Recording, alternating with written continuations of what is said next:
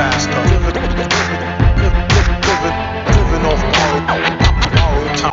Carl, I'm afraid you've been clowned.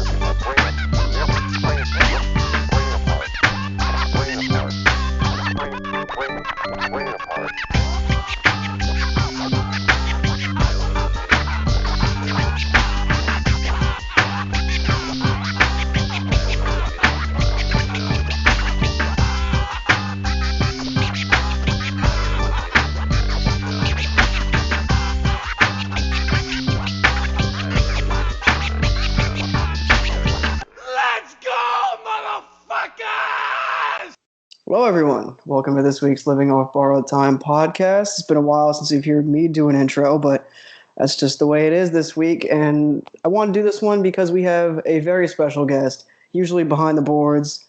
Like Patrick said in a previous episode, behind the curtain. We've got Wyatt on this week, a.k.a. Kittenpuke. I'm introducing him before Patrick, who typically does these in the first place because of how special this episode is, to our good friend Wyatt. And Wyatt, why is this episode special this week? Well, because we're covering the Insane Clown Posse, Caleb. A group that I had a really deep connection with back when I was younger. They were like one of the two main artists, like when I was in my early stages of internet discovery and music listening, along with Gorillaz, where I just had everything of theirs downloaded. I was listening to everything like crazy. And then, the pressure got to me, and I basically just dropped them entirely. Never went back. And it was only till recently, about, say, a month ago or so, that I just decided that, with all of the knowledge that I have now about the realms of hip-hop and everything, whether or not they were worth going back to. And then I decided to drag your two asses along with me. And, we all have it, and much to the chagrin of Patrick McGovern, Patrique on RYM, who was also here with us to do this episode. This was brought up a few months ago, if I recall.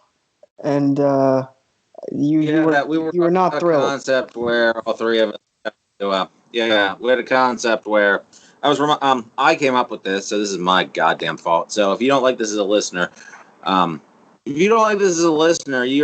you can feel free to not listen to the show. You're probably on the spreadsheet of people who aren't allowed to listen to the show anyway, so I don't know what you're doing. You're actually not allowed to criticize Makami's music either, or read his lyrics. So you're also not allowed to listen to our show because you're on the spreadsheet. So also, we're all Makami experts. Just that was not mentioned in the intro. It was supposed to be mentioned in the intro. The foremost Makami experts on the internet. I'm a big Dump God fan. I'm one of the primetime dumpsters. Love to take huge dumps while listening to Dump God material. All right. Mm-hmm. Just dump it. Damn it! This episode is just taking a huge dump all over our entire new listener base. Any integrity that we might have had? But we're going to go behind the paint on this episode with our producer Wyatt, who is the foremost expert on both Makami and the Insane Clown Posse. And we got rid of the Insane Clown president, so now we're going to celebrate by celebrating the Insane Posse. Yeah, I was saving that. Absolute bars. who handled the pandemic better than he ever did. Exactly. They didn't have a rally. They didn't have their. They didn't have a gathering because the minute it came out, they said we're not. They literally. This is the direct quote. We are not risking one Juggalo life. So they canceled their gathering that year. And they haven't had a live show since. Talk about the gatherings. We're going to talk about the gathering. We're going to talk about how Juggalos are not Trump voting assholes. We're going to talk about the perception of Juggalos. We're going to talk about some really better than you might expect music. We're going to talk about some worse than you even ever considered music. We're going to talk about a lot of fucking music. And Wyatt, will you lead us off, please? Will you open us into open the gates to the circus, please? Okay. See, yeah, because I know, we joked about the Makami expert thing and how I'm an expert on ICP, but I do know I know too much about them. I've read every single piece. You give me lore, I'm down for lore. So basically, around, I want to say, around the late 80s, basically, there was one Joseph Bruce, who wanted to basically, he was a real ruffian coming out of the Detroit, Michigan area, and he was in a gang. He was getting into a lot of gang trouble around the time, and basically wanted to try and make something better of himself. So after failing to become a professional wrestler initially, he decides that he's going to join one of his friends into becoming a rapper, and from there they basically formed a group based around their gang called the Inner City Posse. Now, the Inner City Posse was, kind of niche here and there. It was basically just your dime a dozen gangster rapper groups that was going on in Detroit. Nothing special about them. Pretty clear NWA ripoffs for the most part. And they never really got anywhere. And eventually, along the way, they added in the John Utzler's little brother, Joey Utzler, who would change his name to Too Dope. And they basically just tried to get along as much as they could, but nothing was ever clicking. So they needed something to change. So they looked around the Detroit area, and they thought about who were the two main artists that were popping in Detroit. Well, there was Kid Rock, some weirdo cowboy rapper who was trying to act like he was Southern, and a little-known rapper called Esham, who was basically a horrorcore rapper, although he called his rap acid rap at the time. And they basically took these two artists, looked at them, and said, "You know what sells in Detroit? Gimmicks. It's like wrestling. We need to have a gimmick." So Joe Bruce, who I should clarify is now Violent J by this point, basically tries to think up, well, what can our gimmick be? He thinks about it for a while, and he quickly sees a pattern. Well, we used to have like a like a hype man on stage for our group at the time. He used to dress up like a clown. Esham once had a cover where he was painted up as a clown, and I keep having these weird dreams where I'm trying to chase this clown, even though I have no relation to clowns. And then it just clicked in his brain. We'll keep the ICP acronym. We'll call ourselves the Insane Clown Posse. We'll make the horror rap like Esham does, except it's about how much, the ghetto gets screwed over. And from there, Insane Clown Posse was born. With the three members of Violent J, Shaggy 2 Dope, and John Kick Jazz. And that's a really, really extensive background. Yeah. Well, I mean, hell, I ain't done yet, because there's one. I ain't done yet because there's one little bit more piece of information. So after they go through this whole meeting, Jay decides that he's going to go ahead and take a nice nap. So he goes to bed, and he has the most he basically has an out-of-body experience where he feels himself lifted out of his body and shooting up through the sky. And then what should he find but himself in a strange realm where he sees the exact same clown that he's been chasing in his dreams all like these past few months. And it's trying to talk to him. And it's dropping Joker cards at his feet. And he doesn't know what's happening. And then it shoots him off into the sky again. He's whirling and whipping and zipping. He can't understand anything that's happening around him. And then he comes back into his body and he has his very first panic attack that he would experience throughout the rest of his life. And from that moment on, Jay decides that, well, wait a minute, I have a higher calling with this band. And that's why we also have the Dark Carnival. Because Jay thinks he has a purpose in life. Mm-hmm. Which is probably the weirdest part. Good to have goals. Yes. Now that's really simplifying it because there's a lot into that, and you gotta No, you don't really. No, we don't need you. No, that was an excellent summation. Thank you, Wyatt. We don't need more detail. I know it's a lot. I'm sorry, I'm boring you. No, it's weird because as a casual listener, I come to the Insane Clown Posse from I think what most people outside of their listener base come to it from, which is the parody of mainstream culture, where it's just you see them being mocked for being fans of people who dress up like clowns and rap, which is an absurd concept on its face. Yes. Which they wanted. They thought that they knew that they always got picked on and they knew they were doing that. And when you listen to the music, they play that up like they're not unself-aware. They do not lack self-awareness. Tongue is sometimes they're in painfully self-aware.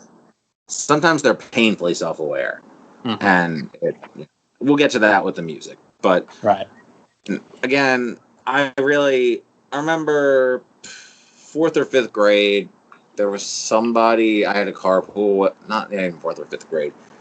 He was an older kid I had to carpool with, and he smelled really bad, and he had like twisted stuff, like patches or whatever, and he was into like, I don't know if he didn't paint his face or anything, but he was really into twisted, and that was my first exposure to it.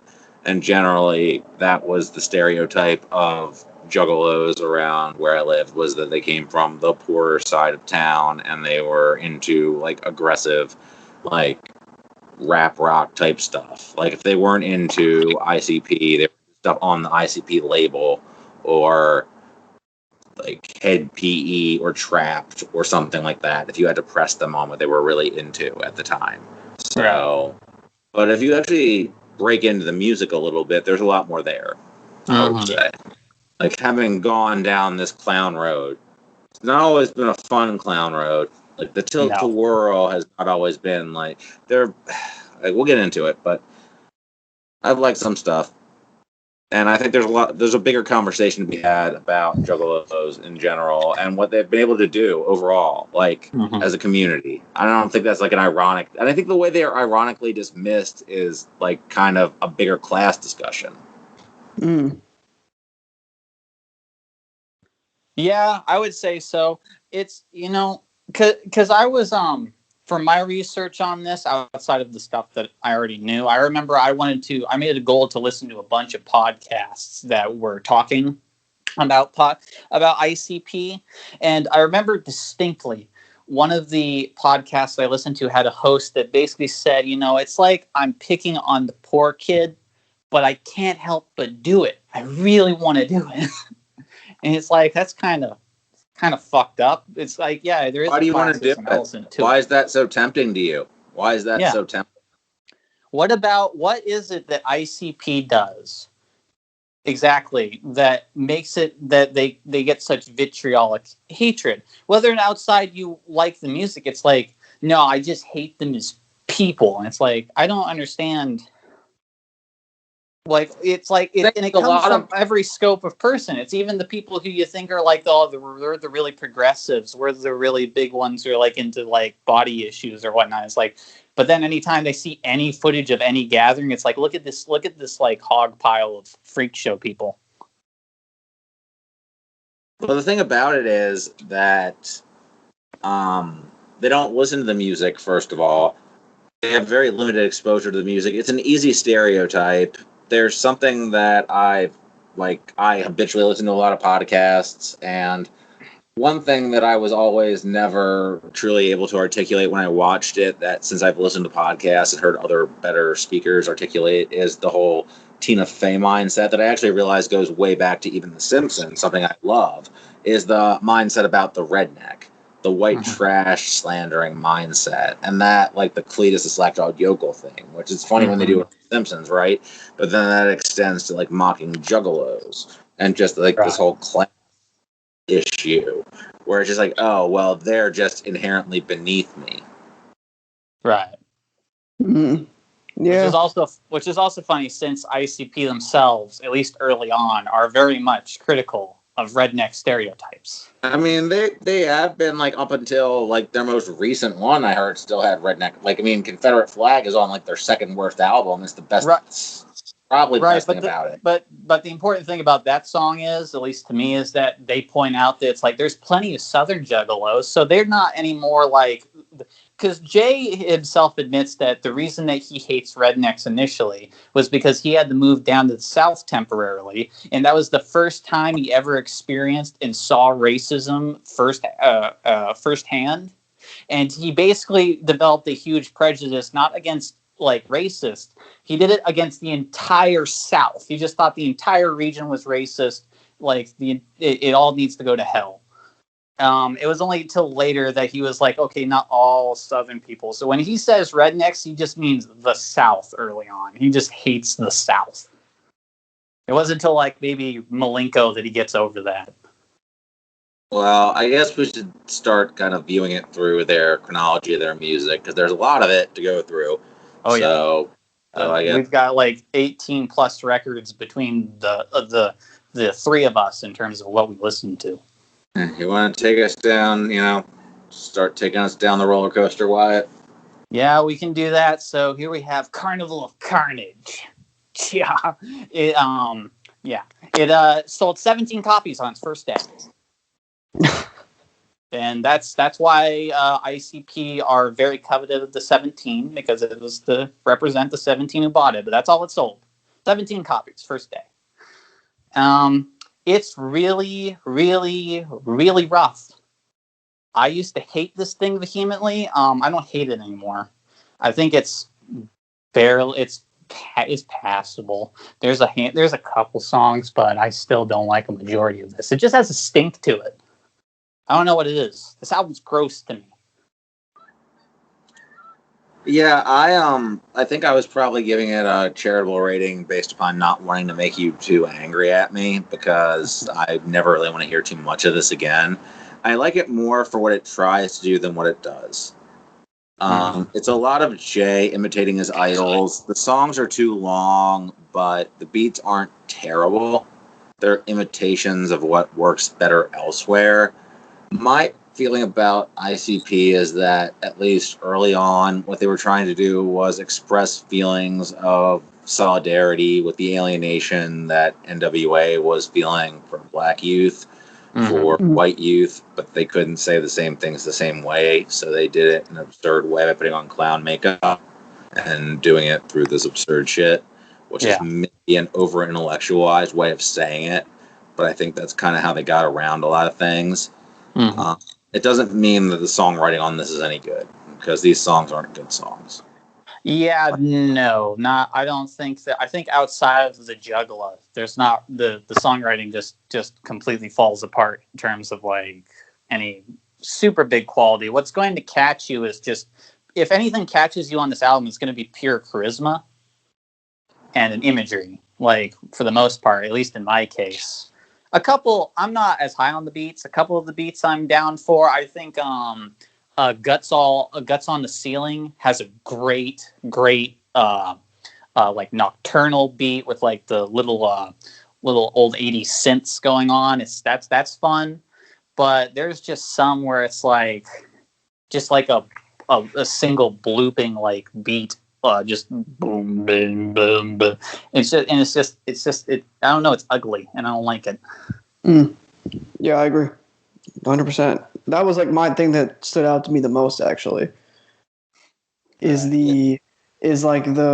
how it sounds like rickety and kind of ugly, like not a old fashioned, not in like an old fashioned carnival way, just.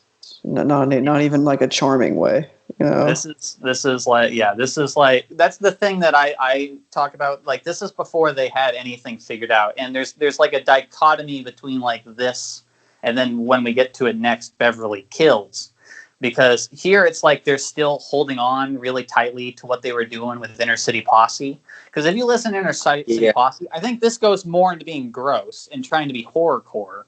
But if you listen to Inner City Posse, they're still sort of doing the same thing. It's just with a bit more added flair and more killing than before, which they were still doing that. I didn't hear the Inner City Posse stuff, but it feels like they're kind of transporting a template, almost. Like they're not as nearly fully formed personalities as they would be later on.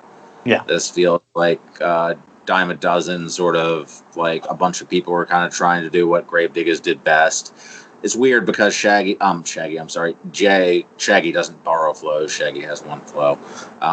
Jay would borrow RZA's Gravedigger's flow a little bit later on and some RZA flows. Jay would borrow a lot of flows. Jay is actually, like, one of the things I want to get across on this podcast is actually Violent J is a good rapper. And Violent J studies rap. Like, people are not going to give them credit for actually knowing their rap shit, but Violent J is a good rapper. Mm-hmm. Yeah. And just to be clear, like, yeah, because if you've watched any recent interviews where they went over like their artists that they love and everything, these guys do know rap, and they do have a genuine love for it. Shaggy 2 Dope is not a good rapper, but he's enthusiastic. Listen, we love Shaggy because he does what he does, and you just let him go. He's just doing his thing. He's on the track and he's just there. Can't do his thing. I just generally will skip a solo Shaggy song. I'm sorry, I have to. Like, I know what I'm getting. You had Bazooka Joey though, man. Oh, we'll get to it. I mean, Bazooka Joey is his crowning moment, and I skipped it, but I went back to it, and it is like. But do you think that was written for him? I would say no, because the thing about Shaggy is the reason he doesn't appear, like Jay has said, that the reason that he doesn't show up as much as Jay is because Shaggy, if he doesn't want to be on a song or he doesn't feel like writing, he just won't do it. And Jay doesn't pressure him to do it. The funny thing is that I'm picturing Shaggy 2 Dope writing a verse. Yeah, well, I mean, he's got like 3 solo albums. And I didn't listen to any of them, and I never will. I haven't listened to any of them either, but you know. Okay, well, that's a lie. But from what I've gleaned, I mean, like, it is just Shaggy doing Shaggy things. So if he's consistent, it makes me feel like that he has to be writing them. You'd be surprised what gets like put out as a solo album, though. Like, Freaky Zeke has a solo album. Right. Oh, I have not much else to say about this one, by the way. I don't remember the Kid Rock feature. I'm sure I hated it. Yeah, he says the N-word on it. Oh! Yeah, Kid Rock. Yeah.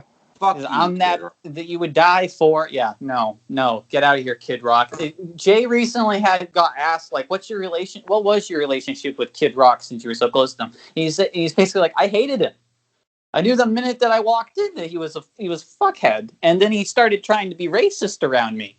He recalls the story where where Kid Rock with his black girlfriend at the time and him and Jay were sitting in the living room, and Kid Rock said something to the effect of, at the time, you can't trust black people in the music industry. Oh yeah, that'll do. And Jay was like, I don't know if he said that to get a rise out of me because he knows I hate racists. So, but he's been like, no, fuck him ever since, and he hates that he's on this album. Wishes he hadn't done it. Kid Rock is a massive, massive piece of shit parasite, and he's managed to stay relevant more relevant than ever, actually. I envision a Kid Rock comeback single dissing Joe Biden very soon. Mm-hmm. A war among titans. Fucking hate the world so much. It's Ringmaster by the Insane Clown Posse. I fucking love this album. This is my second favorite. It's weird because you criticize the later shit for being really 90s. This is really early 90s, and it's kind of charming in that way, but also kind of exhausting in that way to me. Because it's really long. It's got a lot of the same, like, the production sound to me is very, I don't know, samey 90s alt rock type thing. Like, Chicken Hunting's the best thing on here, and all the good songs kind of sound like lesser copies of Chicken Hunting to me. I'm going to disagree with that on a couple points because I don't hear much alt rock in this because, like, other than one track that's not Chicken Hunting, there's not a guitar on here. And then okay, I must be like, I haven't heard this one in a while. I'm gonna stop and say that I haven't heard this one in quite a while, so I might be completely misremembering.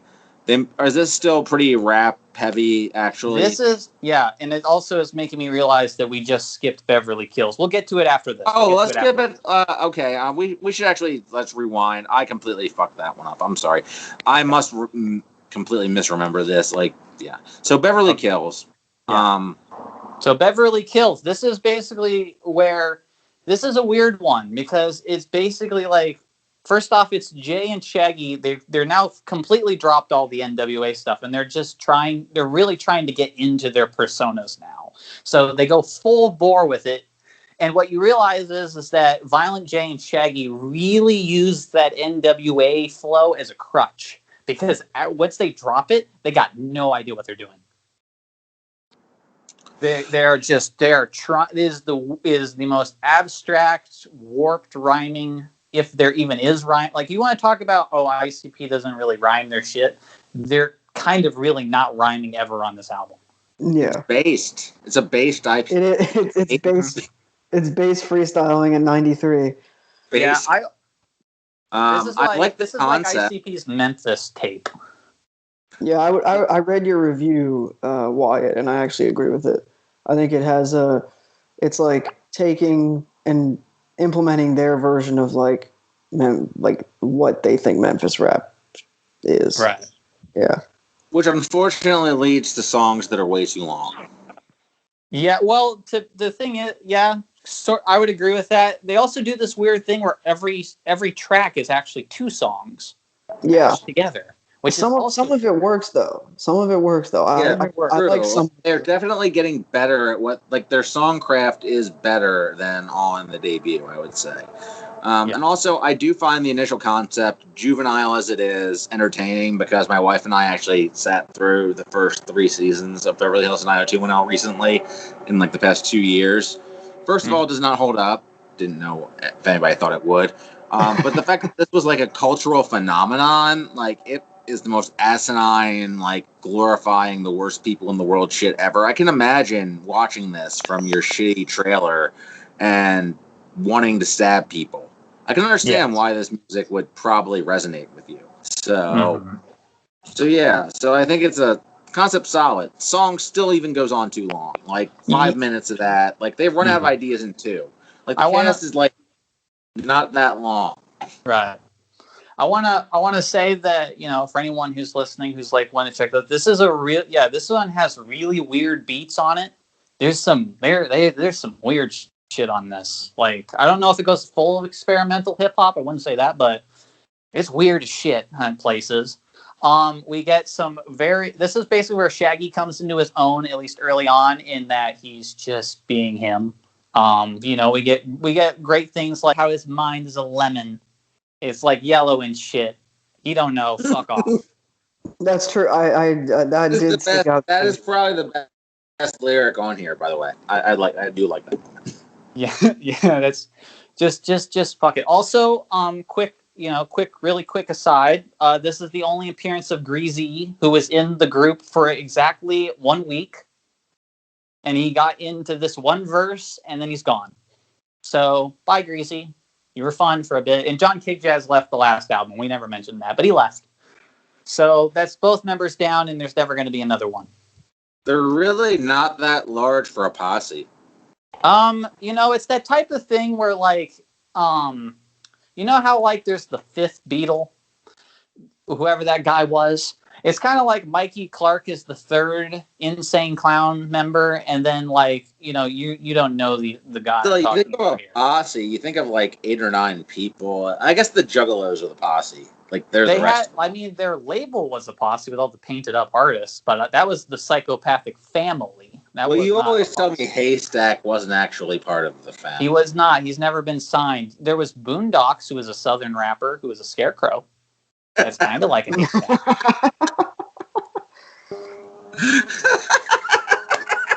That's an amazing anecdote. A fucking scarecrow. Dude, this is such a heat check episode. This is such a heat check episode from Wyatt. He's just throwing out these incredible anecdotes right now. Just had a goddamn scarecrow. Boondocks the scarecrow. It was a scarecrow. Just the way you said it was the most matter of fact. well, that just blew my mind that they signed a Scarecrow. Why? I love this. That's my favorite thing. They signed a fucking Scarecrow. Why wouldn't you sign a Scarecrow? But, all right. But yeah, so that one's the Beverly Kills is great. It has a weird following with like a couple people I know on ROM who are like big in the Memphis tapes. This is like the only ICP thing they ever like. But it's neat. It's a neat little oddity and definitely a transitional EP for them when we get into Ringmaster, where they basically combine both the gangsterism of Carnival of Carnage, but keep the personas that they get here on Beverly Kills. Yeah, Formally into Ringmaster now after the false start that sorry about that. It's okay. It's been a while for you. Just so you know. I don't know. The first few, I did a lot of clown cramming into this episode, so Yes. up through Milenko, I'm a little rusty. Even though we had like a month or more in advance of this episode, we ended up cramming. Or they did. I didn't do anything. It's true. Okay, we don't need lectures from our host. We don't need lectures from the host who's generously getting a whole episode to himself. We don't need lectures. Abuse this power Continue. for as long as I have. Thank you very much. I will say that I really like the which song on Ringmaster is it where there's the long voicemail at the end, or it's like the I also really like the Jerky Boys imitations they do on these first few albums where they do phone messages. Those are funny. They never get old. I'm trying to think what phone messages were on here. There was one track, and I think it was in the first half of it, where there was like it was like, thank you for calling, blah, blah, blah, and it was just... Did they not afford Andrew Dice Clay to do a cameo? Wait, does he say fuck off? Does he say that? Oh gosh, I can't remember the skit word for word, I'm sorry. I'm trying to think whether or not you're thinking about Riddlebox, because I don't actually think... I think there's only one phone skit on Ringmaster. I think you're thinking of Riddlebox.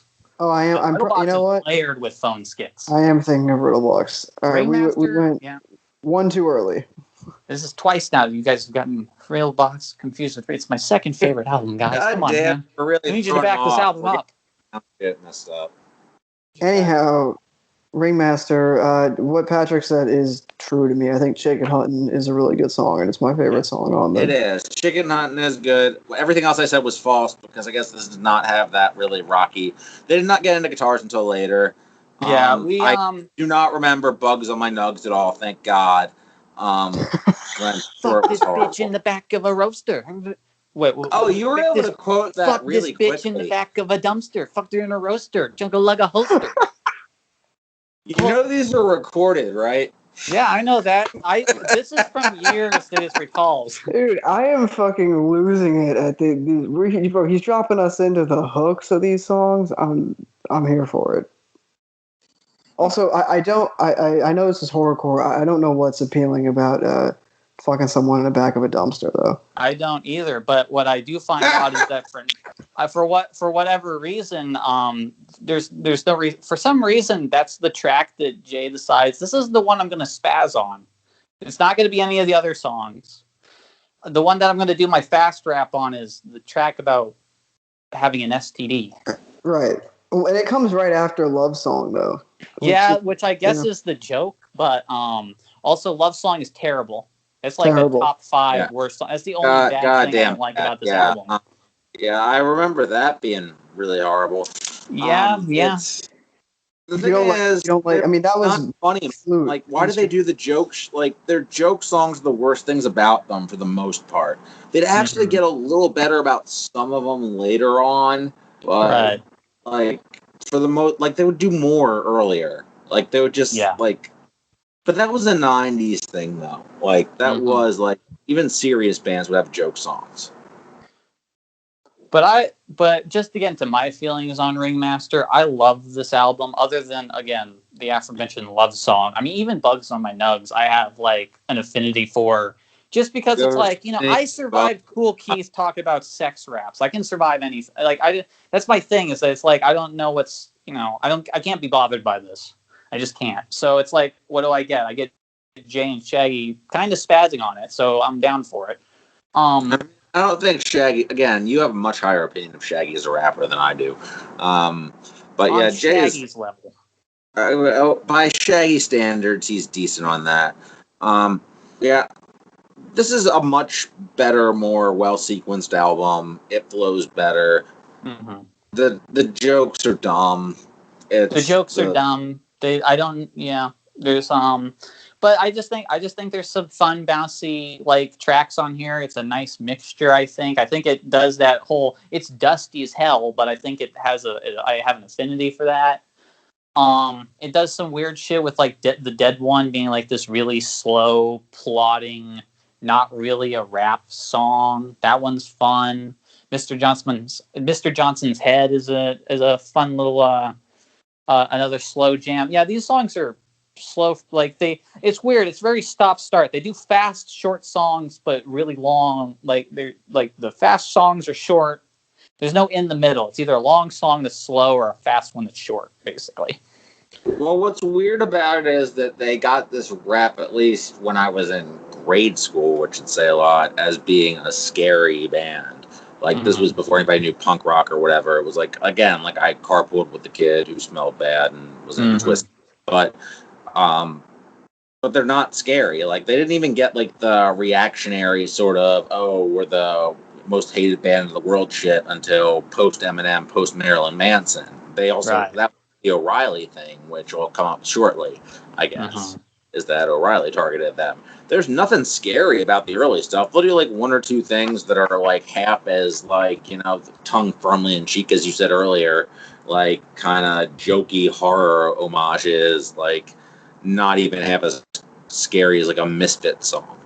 Yeah, they're basically, it's whereas horrorcore as a genre usually gets taken very seriously, but, you know, they're clowns. How can you take it seriously? So I mean, even Great Milenko, which is the best horrorcore album of all time, like they frame that as a joke. Prince Paul's always joking when he does shit, so everything's on two levels there. But the thing is that like, in the case of ICB, at least as of currently right now, in this era that we're talking about, they're doing it before even Gravediggers. You're right. Well, yeah, at this point, Gravediggers didn't put anything out. This is 94 when this came out. Gravediggers. This is exactly on the same year as 6 Feet Deep. So, I mean, they probably, they had recorded earlier or at the same time. So, yeah. And I was just referring to their image and in terms of like rap and later stuff being absorbed as it was. So, yeah, definitely. I mean, because he wouldn't even like, in terms of the horror stuff, I don't even see much of that rap wise here. Like they do some of it, but not really. Like they'd get more into the graphic-y, like, and it was always like cartoon horror violence. It was never serious, like graphic, like clinical horror violence. Yeah, we don't really get that except for maybe tinges of it on Hell's Pit. And in terms of scary songs that are actually trying to be terrifying, I'm trying to think, because like I guess in the case of Ringmaster, there's like the Dead One, which is what I talked about. It's the long, slow plotting track about Jay trying to learning that he's dead and that he's just a shambling soul. But other than that, the horror Lupe is just an excuse Fiasco ripped that off kill. for that one song. Yeah. Holy shit, Lupe Fiasco did rip that off for that one song. No, seriously, think about it. Like a guy wakes up and learns that he's dead. That's that same song off Food and Liquor. Yeah. Lupe Fiasco plagiarized Insane Clown Posse. Now we're going to get dislikes. There's quite a few. Well, yeah. We'll yeah. We're just making we're making every fans of every single conscious rapper angry at us. People of the roots will get angry, but they think they're conscious rap. They'll get angry at us. So we got J Electronica. Fans are probably mad at us. I don't know who else we could get mad at us. I mean, Common. Is Common even a rapper anymore? I thought he was a Gap advertiser. I think he's a spokesperson for Windows too. Yes, professional advertiser and minor character actor Lonnie Lynn, who sometimes puts out neo soul albums. Right. mediocre soul albums. Oh God, where the features do the heavy lifting. I mean, that's not very heavy on a Common album, but Oof. Got the comment. Don't let the Common fans hear you talk about Common like that. Maybe they like I him. know. Yo, Common sounds nothing like Kanye on anything he's ever done. Just telling you, man. We're just hitting fire on this one. Yes, we are. Very on the eyes Honest. the episode. Onward to, well, before we get to Riddlebox, I know that Caleb listened to the Terror Wheel. Yes, I did. That comes after this. Oh, little Mr. Extra Credit. All right, what did you listen to on the Terror Wheel? Well, I didn't listen to some of the late 2010s ones, so this was my way. This is of his makeup. Yeah, this is like extra credit. When you have to make up homework, to salvage your grade. That's kind of what I was doing here. Yeah, I kind of like this one. It has like a cool like G-funk vibe. I said this in my log, but the cover art is like a shoegaze cover art. That's like, it just sounds like it has the early 90s font though, for sure. Like the fonts from the early 90s are terrible. Like if that was like a Mazzy Star cover art but demented, that would be. Why has everybody always got to take the Mazzy Star shots at? Like that was that? Mazzy Star are cool. I'm not hating on Mazzy Star. Also, like I'm trying to think of like what like that reminds me directly of some sort of other like famous alternative rock album. It's isn't it a freaking, hold on, isn't it like an Alice in Chains? Not Alice in Chains. Maybe. Oh God, wait, hold on. It's on the tip of my tongue. I know exactly what cover art you're talking about. I hate that I have to keep staring at this because it's really creepy, horrible cover art. I hate it. But I kind of like it, to be honest with you. Yeah. Oh no, it is. It looks like an Alice in Chains. Jar of Flies. Yes, right? yes. I could see it. Yeah, definitely the color palette. It also kind of looks like the "And You Will Know Us by the Trail of the Dead" cover. Oh yeah, source tags and codes. Yeah. This is probably worse than source tags and codes. It is, but I think what unsettles me about it is that it's just one corner of his lips that sags. It's not even like the rest of his face that gets distorted. I might be on an island here because I like this cover art. I like the cover too. I would like it except for the eyes. The eyes are like, and the one eyebrow. There's no other eyebrow. There's no other. He has a right eyebrow, but not a left eyebrow. Very. It looks like a hybrid of, like we said, it looks like a hybrid of, to me anyway, like the Alice in Chains Jar of Flies cover, and also the Trail of Dead, source tags and codes. Well, yeah, but I was going to say crossed with the. Also, maybe the Strokes. This is it. I was going to say it crossed with like those early '90s like slow dive EP covers. Yeah, you're right. It's got like that weird ditheredy look to it. Yeah, like if you... This podcast you come to for 10-minute discussions on the nuances of Insane Clown Posse EP cover art from 1994. Look, like I said, it reminded me of like an early 90s shoegaze cover art for whatever reason. I couldn't put my finger on what it was, but I think like Just for a Day or something, one of those early slow dive albums kind of has a similar... I only really know Slovakia, although I've heard most of Slow Dive, and I do like Slow Dive.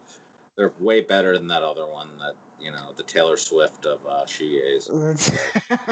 I like shoegaze. I'm gonna get killing me, Patrick. Killing me. I'm gonna get heat on this podcast, but I have the exact opposite opinion of Pat when it comes to those two bands, because at least in terms of that, I've only heard Slovakia, and it bored me to tears. Did not like that album at all. The clown one shall not be named. About what's good music. Okay. Hey, I happen to love both, so I'm going to be the diplomatic person of... all right, so this is the part where everybody tells Patrick how much Loveless is great. Now tell me about Chance the Rapper. Look, you said... I'll take acid rap. But, I was gonna say... You won't take acid, though. I will. You got some? I wish. Then maybe Chance would sound better. I don't know. Wait, I don't think Chance will sound better on acid. No, come on now. Yeah, there's no substance that would make his Ned Flanders rap sound any good. But Caleb, this with EP the is Speaking of slander. rap that's against the rapper, Insane Clown Posse. What do you think of this EP? I think the Terror Wheel is good. I think Amy's in the Attic is really good. I didn't think I would enjoy a 9-minute song by them. It's quite the anomaly. I mean, Yeah. granted, part of that is I can't It's like remember if 2 in this songs, RYM yeah. there's a phone. There's the phone message Yeah. to learn about the next album on there, but it's an amazing song. I think for a while Jay used to say it was his best song he ever wrote. It's a really good song. It's really good.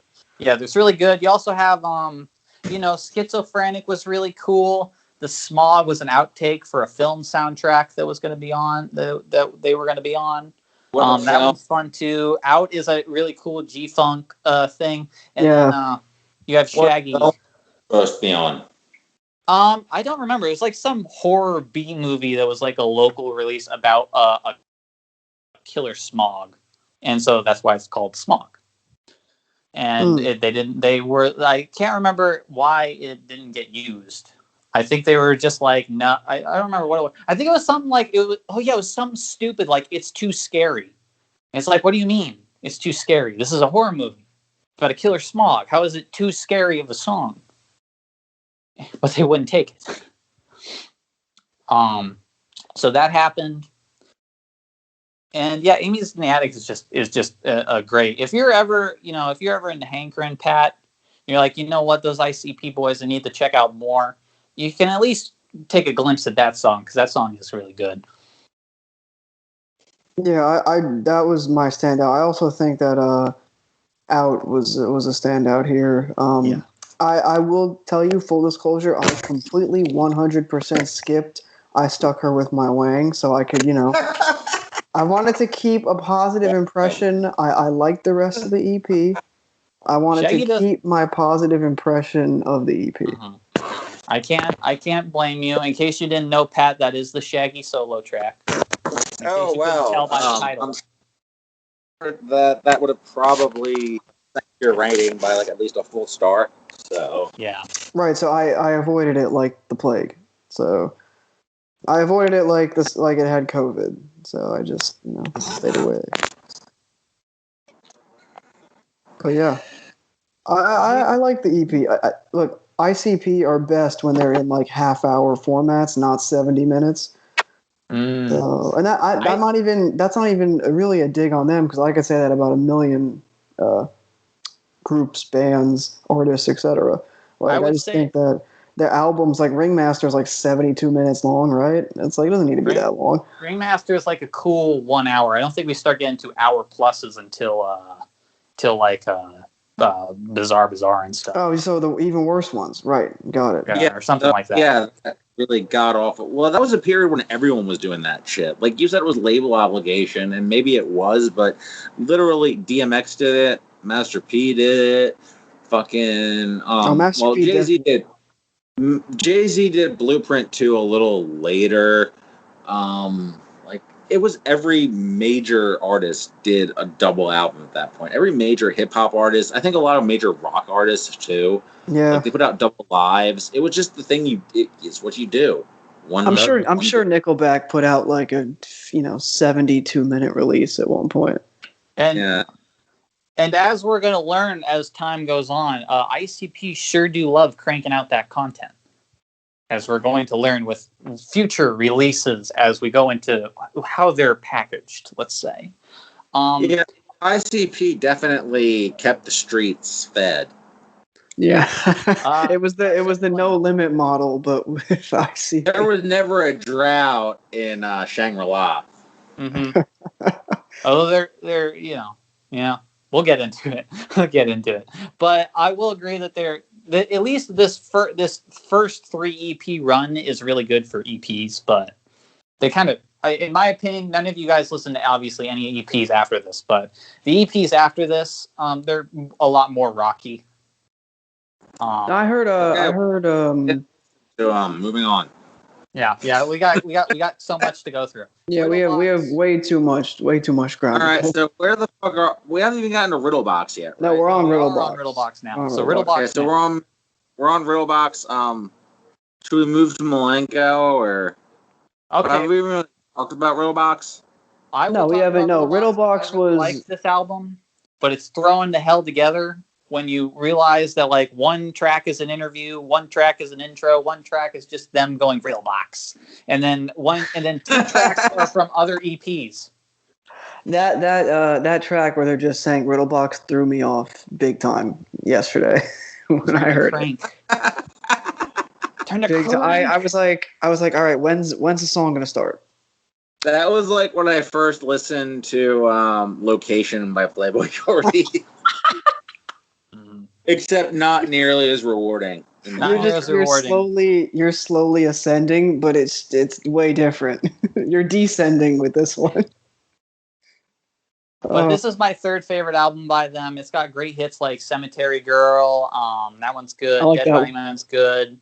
I don't even mind the sex song, Little Something Something, just because I think it has a catchy beat. That's really fun. Pat, I know for a fact that, I don't know if you remember, but this is the first album where you had a track that you were super into by them with the Killing Fields. No, I actually do kind of remember that because it was, I think there was stuff on the EP that I was a little into, but it just kind of dragged on for a while, whereas the Killing Fields felt like a focused verse out of Jay. And generally his rapping on here, again, with like Jay, he actually is very crafted in how he puts shit together, which is why it's so frustrating when we get to stuff like Jeckel Brothers or Bizzar, where he's being lazy as hell. Yeah. Yeah. Yeah, I feel you. I mean, I liked what the show must go on. I like that track. Which of course Lupe Fiasco one. Right. Once again, Lupe Fiasco just taking his people off in the ICP episode. Well, what was Drogas Wave was inspired by which ICP album? I mean, hey, they got a Danny Brown feature. I mean, Detroit is not that far from Chicago. Just saying. True. Although, I mean, in general, I think to your point, I think Detroit artists, and I have nothing to back this up besides just osmosis, what I've heard, but I think Detroit artists really fuck with each other no matter like what scene you're in. Because we've seen that recently with like a lot of the different scenes colliding in Detroit, like and doing tracks, like on the Big Sean album or like that TJX6 song with Boldy James on it, like Danny Brown saying how much he loves all these different Detroit people. Like, I think that's just a city where like there's not beef with rappers with each other, but I cannot confirm because didn't ICP have beef with Eminem? So I don't. They did. Oh well, yeah. I think we're gonna get into that. We're going to get into that in a little bit. There's a lot of getting into. We got to get through these early albums, I guess. Sure. This is not a bad record though. Oh no, this is fine. Yeah. I mean, it's long. It's fine. I would probably never listen to it again very much, but I don't really remember anything other than Killing Fields where, like, I mean, I think Jay's getting better at rapping, but didn't this have a bunch of annoying skits on it? This was the start of the skits. Yes, this was like the start of the phone skits, the phone calls. I mean, again, there's an entire track that's an interview skit. There's a lot of padding on the phone call. Some of the phone call stuff on here was kind of funny. Now, granted, I didn't know that would be a theme for them in general, but this is one of the first ones I heard. You know, in my listening experience, I thought some of them were like. Kind of had like a charm to them. Yeah. I think they have a silly charm for what ICP is definitely going towards. It's like none of the it's clowns, like like normally none of the jokes that are done for like the intro to Chicken Hunting, where they're just we're prank calling two rednecks. Normally I wouldn't find that funny, but there is something funny about where he opens up the door and it's like I got what I don't remember what the name they call him is, but then it's just like they just mow him down with the machine guns from the Wicked Clowns, and then you get right into Chicken Hunting. Oh yeah, I know I know what you're talking about. Yeah. But so I don't know. I didn't find any of this shit funny, but y'all have fun. Mm-hmm. I'm not laughing hysterically at it. No. It's just that you got a stupid grin. Makes you grin. So I do always appreciate ICP's anti-redneck stance. They've been super consistent about it. Although Jay again has a complicated relationship with the South that you probably do want to get into, but he slowly gets over, and he slowly gets better, except for one thing. He slowly gets better over time. Minus one thing, but again, that's coming, sadly.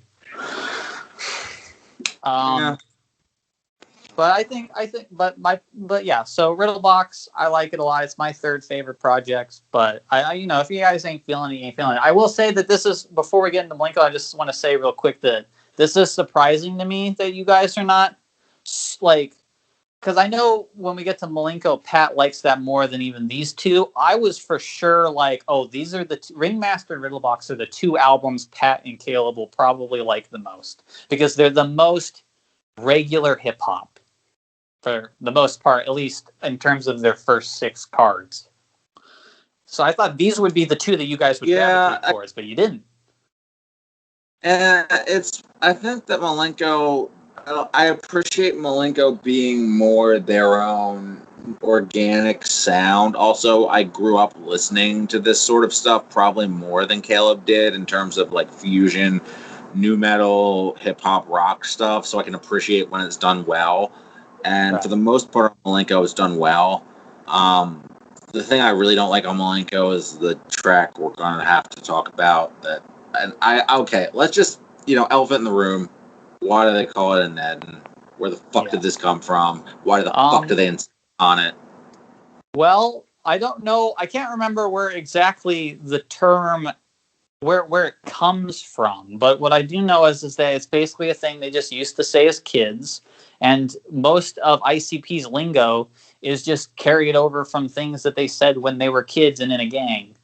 So I guess apparently from what we understand, this was Detroit's street talk at the time, at least where ICP lived. This is actually what they said. Anyone was like, yo, that bitch got that Nedden. Yo, she got that fly Nedden. Like, I don't think anybody in 1991 was like, yo, that bitch got Nedden. Like, and I'm not the expert on this, for God's sakes. Like, I'm not a Makami expert. I am not an expert on what the African American youths in Detroit were saying in 1991. But neither were ICP. So yeah. I mean, I know people like to joke that they weren't a real street gang. I mean, they weren't a street gang in that they were running like guns and drugs and stuff. It was like petty. There's one album where they talk about running drugs and it's weird. There's one album where makes no sense. Rap. Why? What? It's like when Busta Rhymes, like 20 years into his career, starts bragging about like being in a trap house. Like, you never did this before. Like, you've been a rapper for 20 years. Why do you have to start doing this? Is your rap deal that bad? But I mean, Jay has been shot at. He has actually been stabbed, and he did go like, I can't remember what it was for. It was like because he of property damage, but he went to jail for like 9 months right before he joined. He made ICP a thing, which is another reason why he became a rapper. But so he was certainly a criminal gang member, but like so low on the totem pole. I'm he not wasn't like a gangster. Criminal street credit, but I was wondering about the Nedden thing. It's weird. Like, I hate when Rick calls a blowjob face, and I hate the clowns talking about pussy being Nedden even worse. Like, I just hate dumb slang, and they never stop calling it Nedden, and they have a whole song devoted to it here. It sucks. The rest of the album's pretty good. Yeah. So I guess we're on to Milenko, which, I mean, I also really like this one. It's a small, I like Riddlebox and Ringmaster more, but I still do really enjoy Milenko. I do think that what holds this back for me from being as good as the other two is that there is, to me anyway, even more of it, like with what we're talking about with the Nedden game. There's a jump even more into immaturity on this album that kind of holds it back a little bit for me. There is so much testicular talk on this album. You think the rapping clowns are being too immature for your tastes? No, I mean, it's not that, but it's like I just said, it's like there's so much, like even compared to later albums, they talk about their testicles so much on this album, man. They do, but they make that. they always do. They always do, man. They're always talking about their nuts. They always do. They do. They do, at least at some point. I won't begrudge you that. But I think it's because some of these songs are like here's a perfect example. How Many Times, right? Amazing beat. I don't mind the concept that Jay is trying to go for with the song.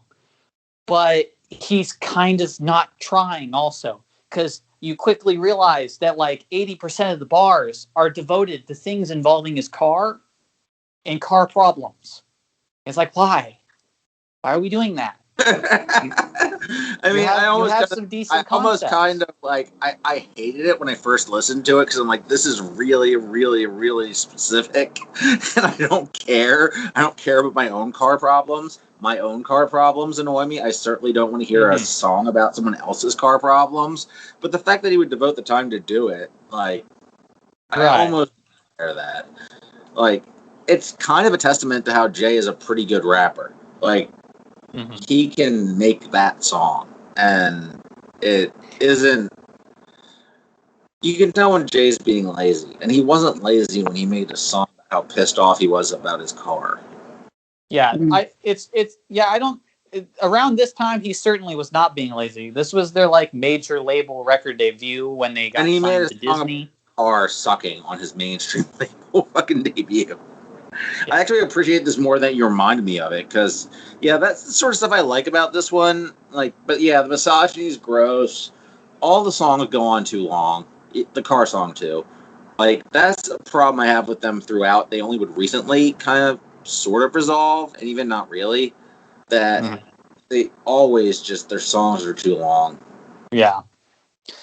Yeah, they really. I mean, to be fair, there was a decent amount of time between each record, so it's probably it's a lot when you're listening back to back. But I'm sure if I was a fan at the time, it's like, hell yeah, I'm getting the hour-long experience that I want from them. But I don't.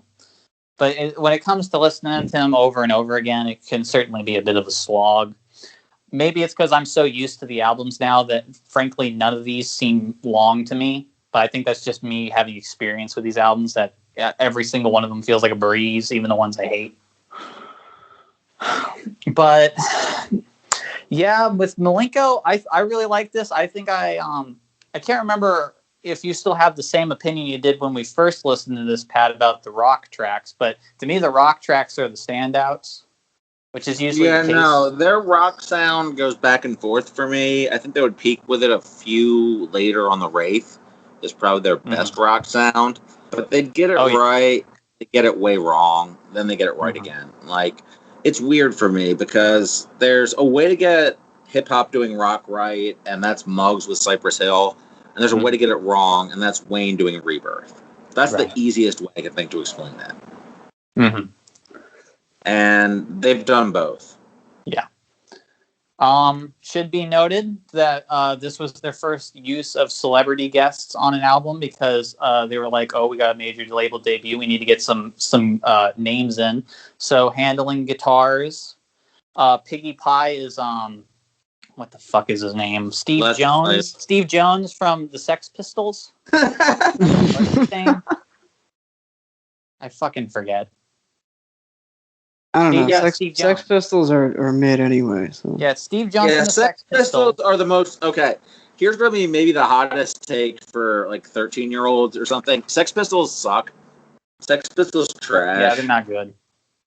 No. I think their album is just okay, but even as punks, they suck. Most punks have aged terribly. So. No, I wouldn't say that because Minutemen are one of the best bands of all time. Okay. Slash, a few classic albums.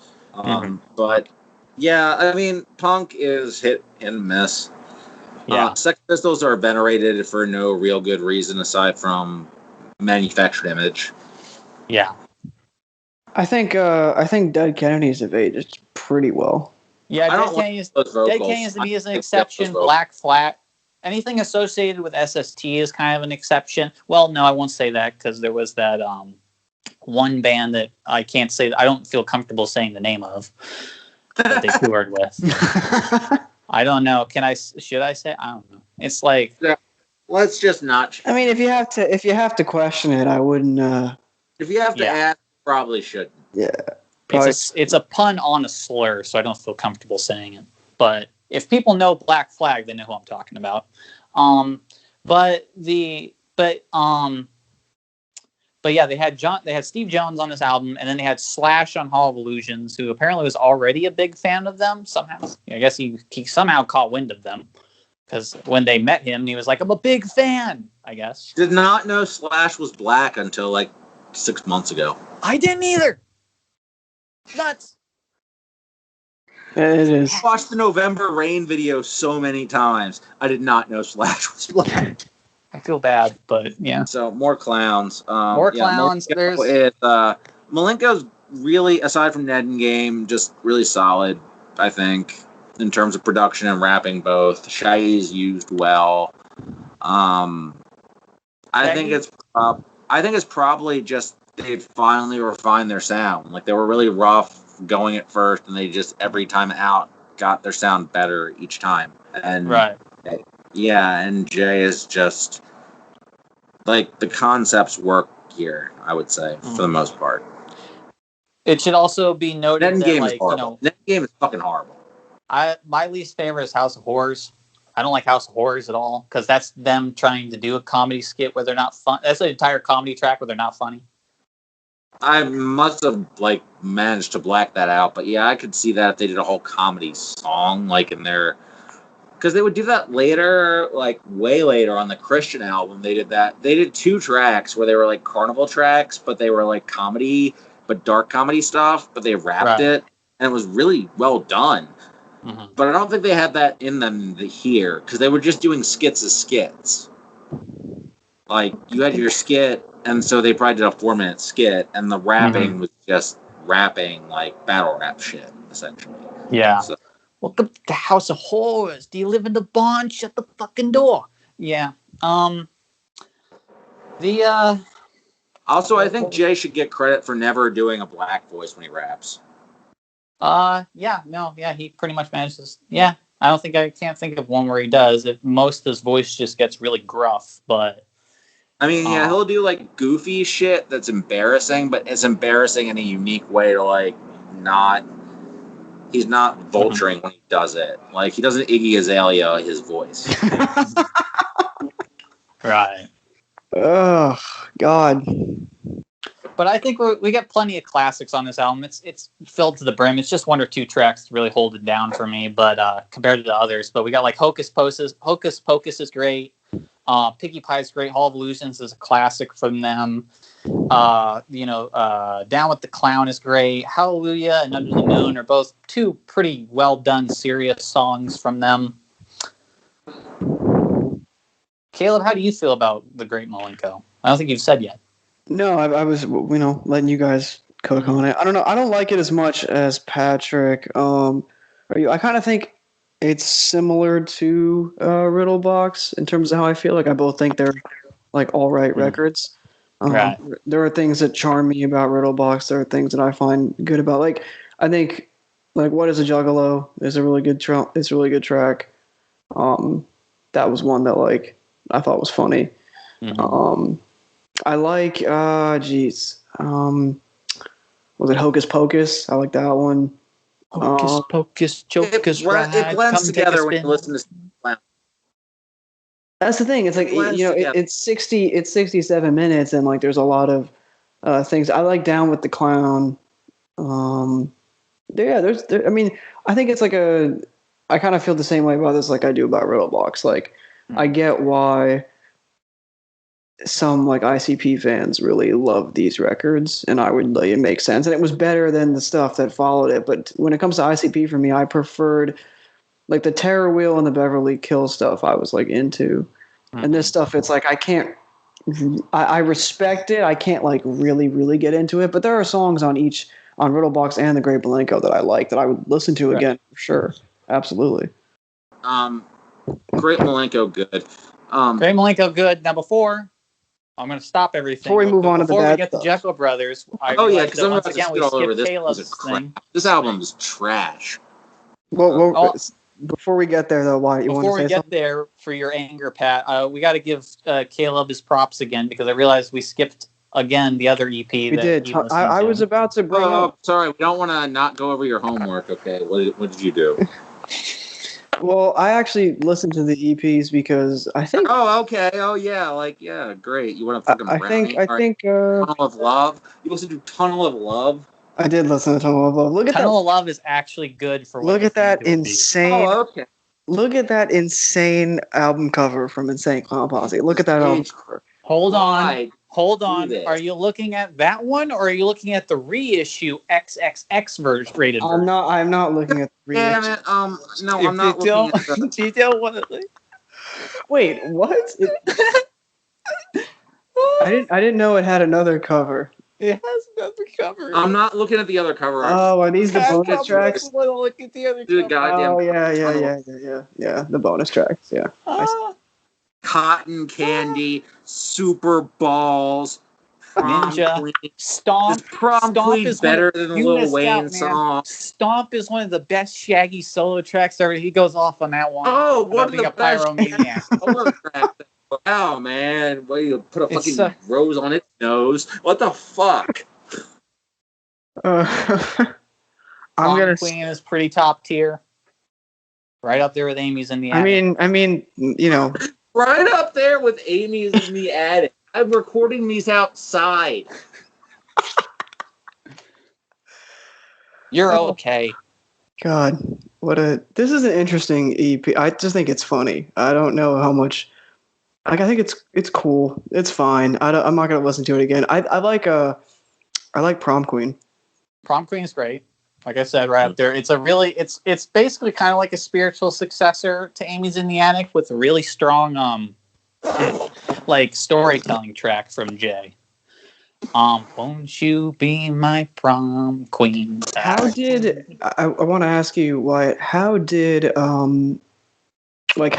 this come about? Like, why did they do a love? Why did they choose this cover art?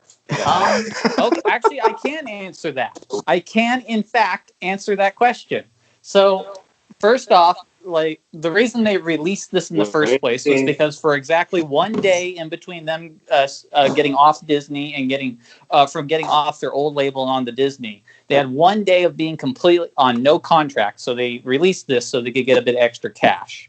Now, the reason for the album cover and the reason this is a Tunnel of Love EP is because I can't remember who found it, but someone in ICP found this really old, corny sex album vinyl. And they just and they were like, well, we have this. What is it? I guess sex album? This. It's basically pornography on vinyl. It's just audio of porn on vinyl. Yeah. And so all those skits you hear, Caleb, in this album, or in this EP, that's from that. Yeah, that makes a lot of sense now. Of your life listening to this, and I didn't. So, I mean, that makes perfect sense. I just thought that was like, I just thought that they were just sticking with the love theme, you know. Mm-hmm. They were in a way they were.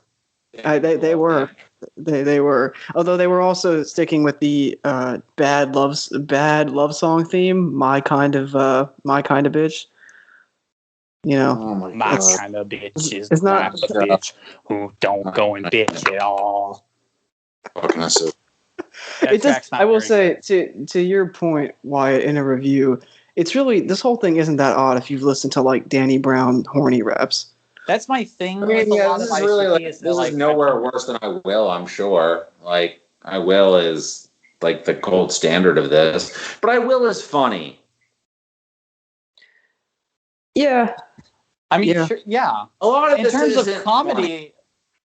In terms of how you want to take the comedy, that's fine. I don't mind if you're like, oh, I don't find it funny. I'm fine with that. What I get confused by is when people are like, this subject matter. It's like, no, that's not the problem here. Oh no, those people are just morons. No, those people are just like. That's why. Okay, so now we're at the end of the period. This was 1999. This is when I think the O'Reilly thing came out. So there was this special.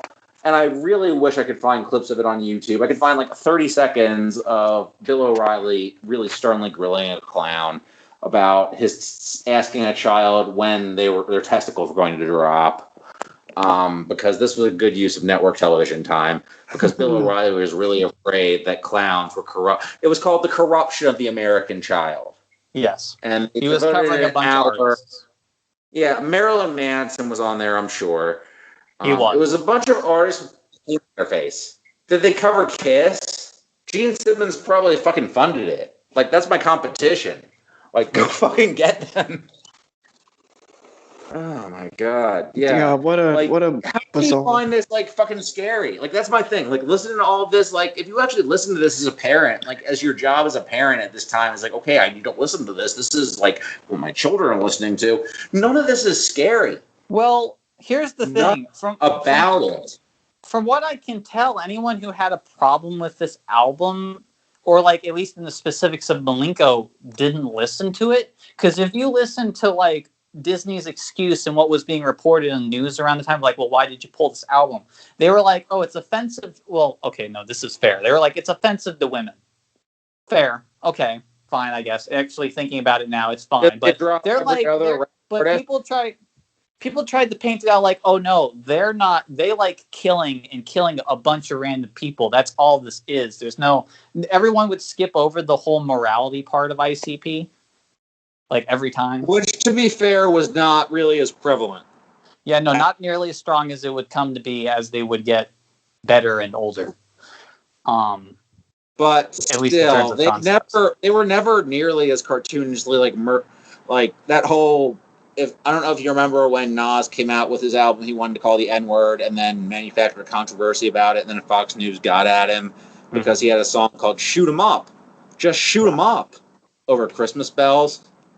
And so you got to hear, I don't know if it was Sean Hannity or Brett Baer, like, recite the lyrics to shoot 'em up. And it was just, like, whenever... I had a point here. But it's just the complete cluelessness of what these people attack when they attack it. They never actually listen to the music.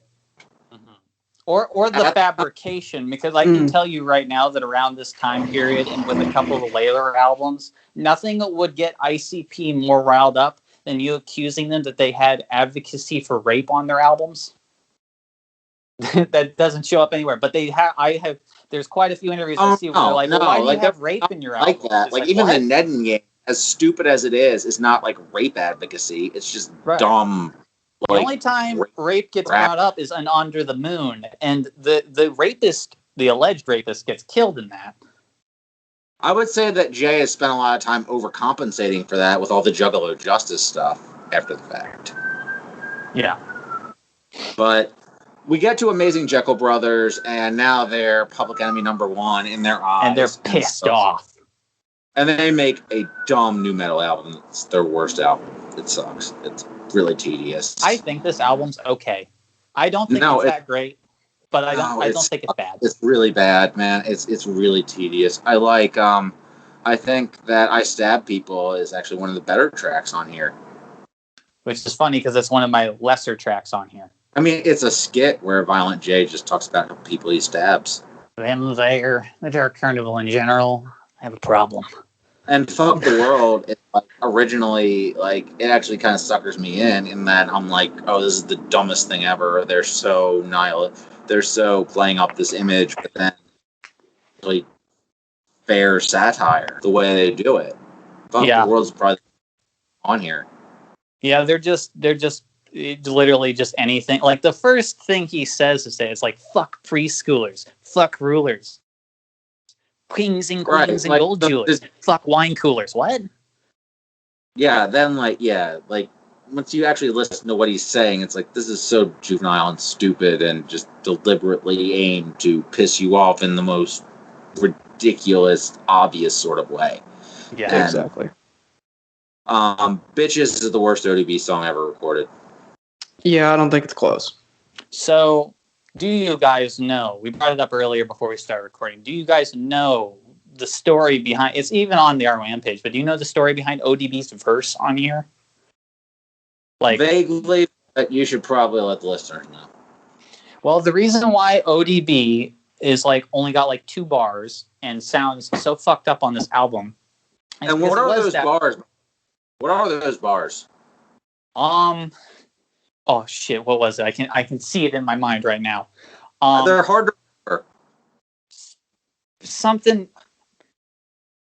What was it? Fuck you ain't. What? Something. Wait, fucking. I'm gonna bring up Genius. I'll send you the Genius link. He makes a. Don't send me the Genius link. I could look up the Genius link. Thank you. But it's fuck those bitches. I'm coming. And no fat bitches. I'm fucking slim. Something like that. Yeah. He says them but times. that's and he gets one more line and then it's just rambling. So the reason that it's like that is because ICP for this album again wanted guest verse. They had 3 guests in mind, and they told their label they were very specific. We want these 3 rappers to guest on our album. They wanted ODB, they wanted Snoop Dogg, who we get on the Shaggy Show that Pat skipped, and they wanted Ice-T. I don't care that I skipped it. I don't really give a shit. Yeah, and they wanted Ice-T, who did do the track, but they deemed it not good enough for the album, so it's on a Lucy. Oh, Ice-T is not good enough for the standards of a Shaggy 2 dope for has a fucking. Now, to be fair, I did listen to the song with Ice-T, and while I don't think it's I don't think they cut it for quality. I think they cut it because it literally wouldn't fit on the album for the tone they're going for. So I actually do get why they cut the song. I don't think it's a bad song, but I get why they cut it. It doesn't fit. But anyway, so they pay ODB like $500,000 or something for a verse. And so they're waiting. They send in the masters. They're waiting for him to get back. And when they get the recordings back, it is literally 20 straight minutes of ODB drunkenly rambling and whispering into the mic and not rhyming. And he's just plastered all the hell. And he's just going off. And they basically had to go in. It's not. And what's important here is that the song was not about bitches. The song had nothing good about it. He just kept going for no reason. And from what Jay says, he would just keep rambling over Jay and Shaggy's verses. He never stopped talking. He just kept going and going. And then sometimes he'd be whispering in the mic, talking like this. But he's still doing it over everyone's vocals. Or even when the track's over, he's just still going. This would be like if Kanye sent Nas the beat for Cop Shot the Kid and Nas sent him a verse of 20 minutes rambling about cereal. Yeah. So well, now I'm imagining Nas talking about like fucking Cheerios over the Cop Shot the Kid beat. So Jay and Shaggy were like, well, fuck it. We paid so much money because ODB was actually the expensive one of all 3. So it's like, fuck it. We paid so much money for this guest verse. We got to save this. So they had to go through ODB's entire 20-plus minute ramblings. And those 2 rhyming lines is all they could get. And then they had to make a song about bitches.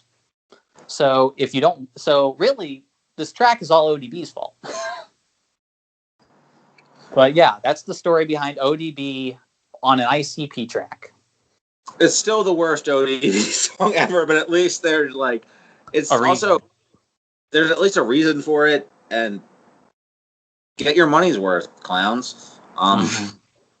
Yeah, you do. I don't know. I have little to say about this album because it's not good. So the guitar sounds on this album are farts to me. I hate the way guitar sound on this album, dude. I hate the way drums sound on this album. I hate the way they rap on this album. It sounds like everything bad about the fucking 90s to me in terms of this is again, I said there's a Rebirth way to make a rap rock album and a DJ Muggs Cypress Hill way to make a rap rock album. They definitely went the Rebirth way, except this was before there was a Rebirth. And this is what fucking rappers thought rock music sounded like. Because I guess there was fucking rock music at this time period in the mainstream. So they just farted out these compressed ass guitars and these shitty ass drums. And this really didn't sound that far off from what was actually popular. Yeah, that's the thing to point out is that, I don't think, a lot of the sounds of this album do not age well. No matter what the quality though, you can certainly say that it's perfect for its time frame. And even Milenko before that was, because it was 97. That's right at the start. Yeah, but they got it so much first better album. on Milenko, dude. Like, it was just like that felt much more organic in terms of marrying it to what they sounded better over. This is just like the fucking Durst yelling shit, man. Like, I hate it. I hate the way they sound over this. Right, but I'm just saying that them doing that got them a lot. This is their best-selling album. This is the album that put them on that.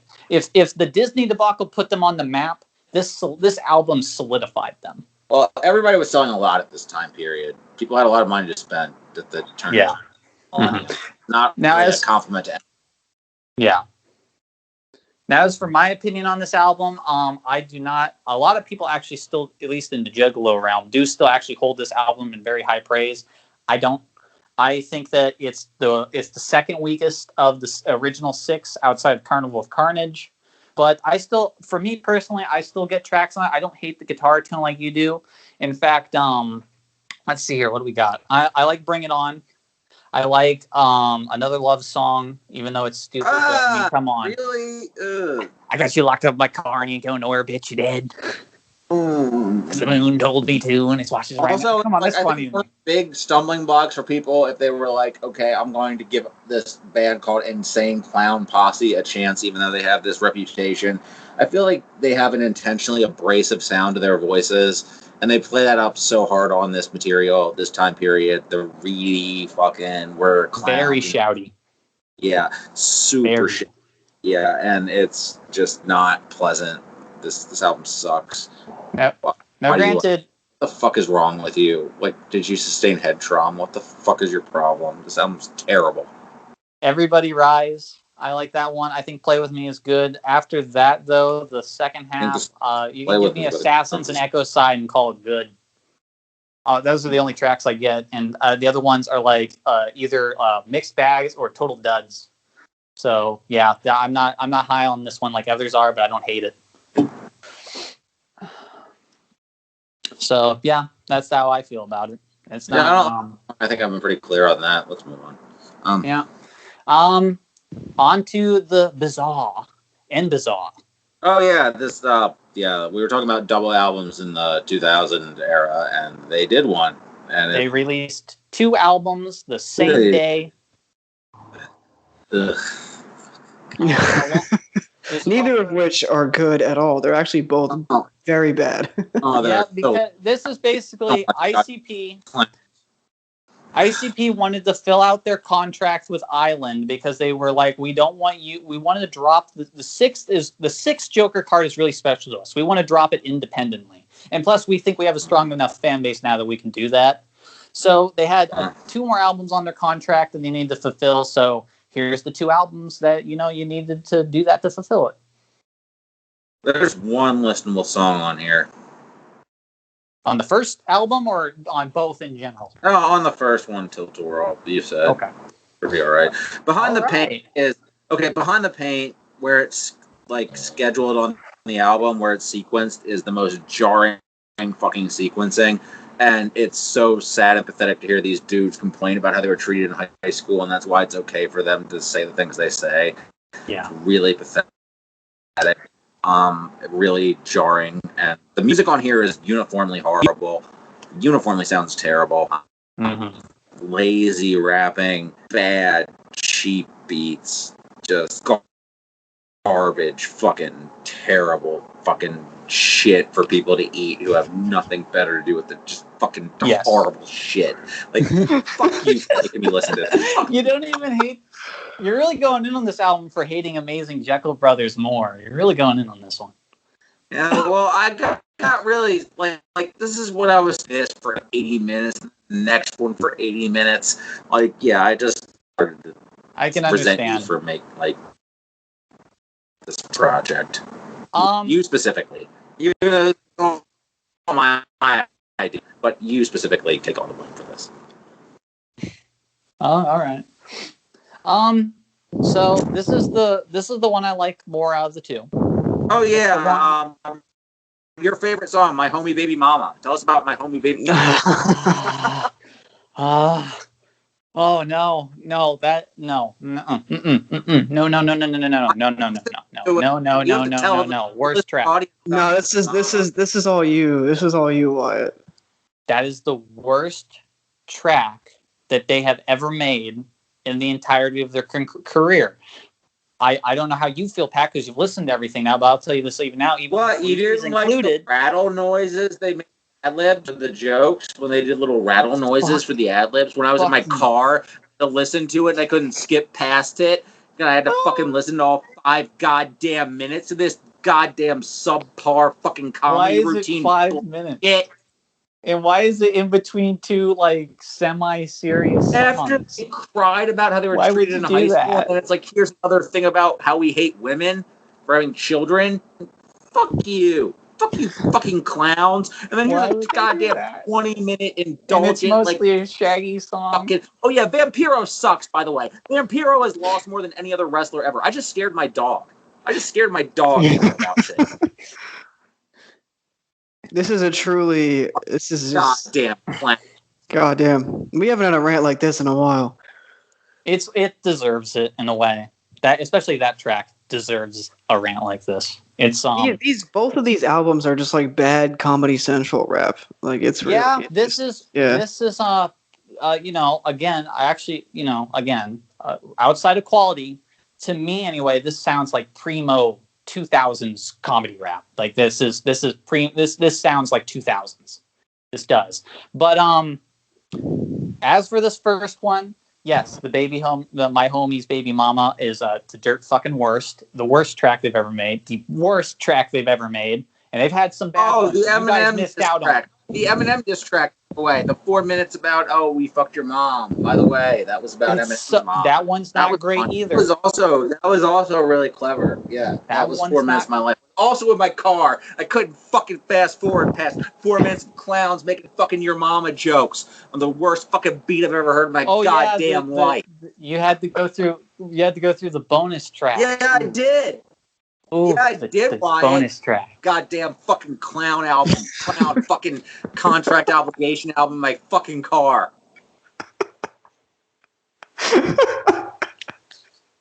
So this album, sucks.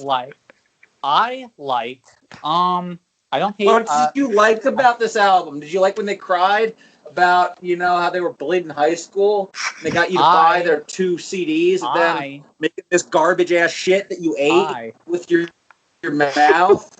I think that the rock tracks on this album are pretty good. I think "Take Me Away" is pretty good as an opener. Pretty. I think it's actually a good song as an opener. "Rainbows and Stuff" is a one-note stupid joke, but it's catchy, so I don't mind it. Still Stabbing is like okay. I mean, I didn't like the one with Amazing Jeckel Prize, but they filled that one out.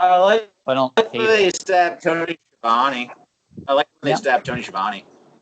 Mm-hmm. That was good. That was the highlight of the album. Tilt-A-Whirl. It's considered an ICP classic, and it should be because of both albums. It's the top tier It's the top tier song the premier reviewer of ICP on ROAM, ICP Juggalo fan 42069 or whatever, gave it like a sterling 5-star review. I love that there's just a handful because ICP and ICP related material doesn't really get that many reviews outside of 1 or 2 albums. You just have these plasters of old pre-2010 ICP Juggalo accounts reviewing the albums, and it's just nothing but 5 stars. And they have not been on the website in the past 60 days or 60 months, or 6 years. Yeah. But they've definitely 5-starred every ICP album up until registration date. So, and I like Pendulum's Promise as an ending. Let's move on to the trash album that you made me listen to. Bizaar. This also sucked. This is the worst album they've ever made. This one doesn't even have the highlights that the first one does in the rock tracks because there's only 2 rock tracks. Oh yeah, the rock tracks were real highlights in the last one. I know you were trying to you were saying like the mixing and everything on Let's Go All the Way isn't great, but I don't notice it. I think Let's Go All the Way is pretty good. Has a cover. I think it's nice. I think they make it their own. A bunch of Q-tips soaked in alcohol so you can clean the shit out of your ears, so you will hear better things when you listen to music. Don't tell me you like Cherry Pie, Wyatt. Come on. No, Okay, good. of course not. No, I'm just the making other sure. song that I like on the okay, actually, correction. There's 3 tracks I like, but there's "Let's Go All the Way," "My Axe," which I've gained an affinity for over time, and is currently is blowing the fuck up on TikTok. Yeah, I know. I noticed that song. because it's one of their It's more Among Us. popular songs on streaming now. Yep. Cool. I hope we get some spillover from their TikTok comment section, because I assume that will go really well.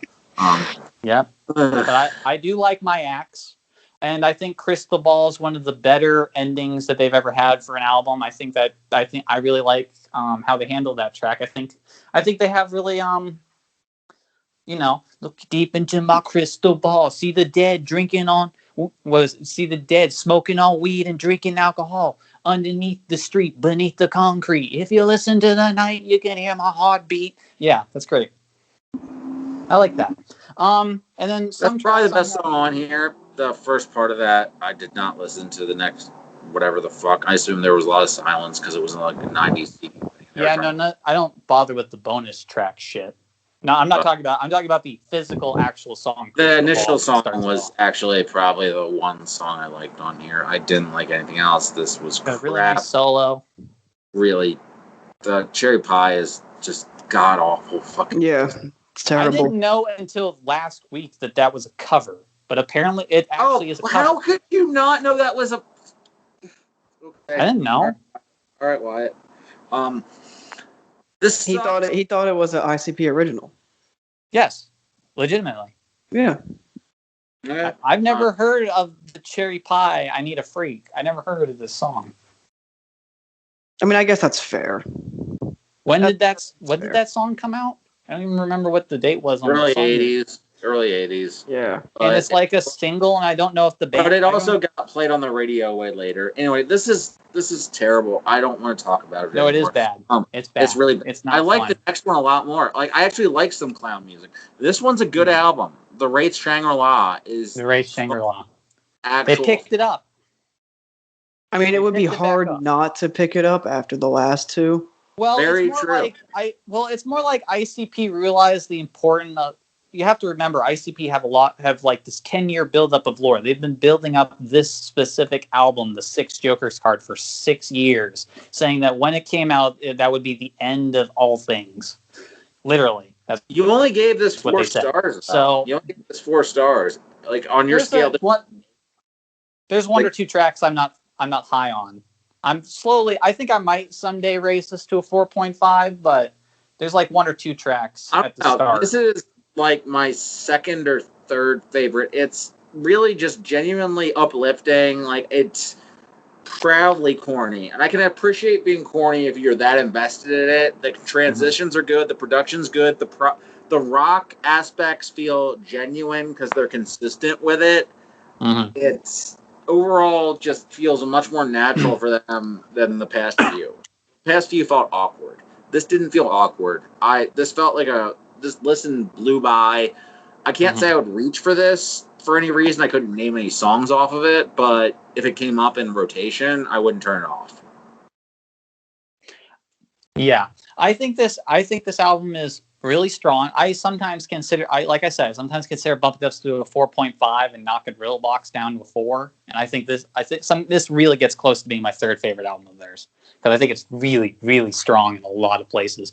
I think it gets out of the trappings that, a lot of like bad, like that happened on Amazing Jeckel Brothers in terms of how they're handling rap rock sounds. This is probably the happiest rap rock I think there is. This might be the happiest rap rock album ever. It's just really strong, and you can tell that like they were coming into this really positively. I mean, we didn't talk about it, but on Bizaar and Bizzar, Shaggy and Jay were doing absolutely terribly on a personal level, which has not helped by them doing that on filler albums. And on this album, this is basically around the time they completely turned their lives around. And you can tell because they're just so damn happy. Well, I mean, I would say that it actually kind of is apparent in the music on Bizarre and Bizzar. Also, it feels really stupid to say that like that, like Bizzar and Bizzar. Like, you can't, like, pronounce them differently. They're the same fucking word. But regardless, like, the music on those felt very, like, secondary to, like, they had somewhere else to be. They felt preoccupied elsewhere. The music was not. Now they feel much more invested. They feel happier to just be there making music, happier to be alive. That comes across in the music on that. Jay had Jay's size balloons all over time, but he had lost a lot of weight. He'd gone jogging. He got his pill problem under control because he basically realized that, hey, you know what helps with my panic attacks? There isn't pills that ruin my body. Smoking weed. He really got into that. So he was basically just chilling for this album, and they went on like a nation tour to like really get a sense and a scope, and they were just living it up.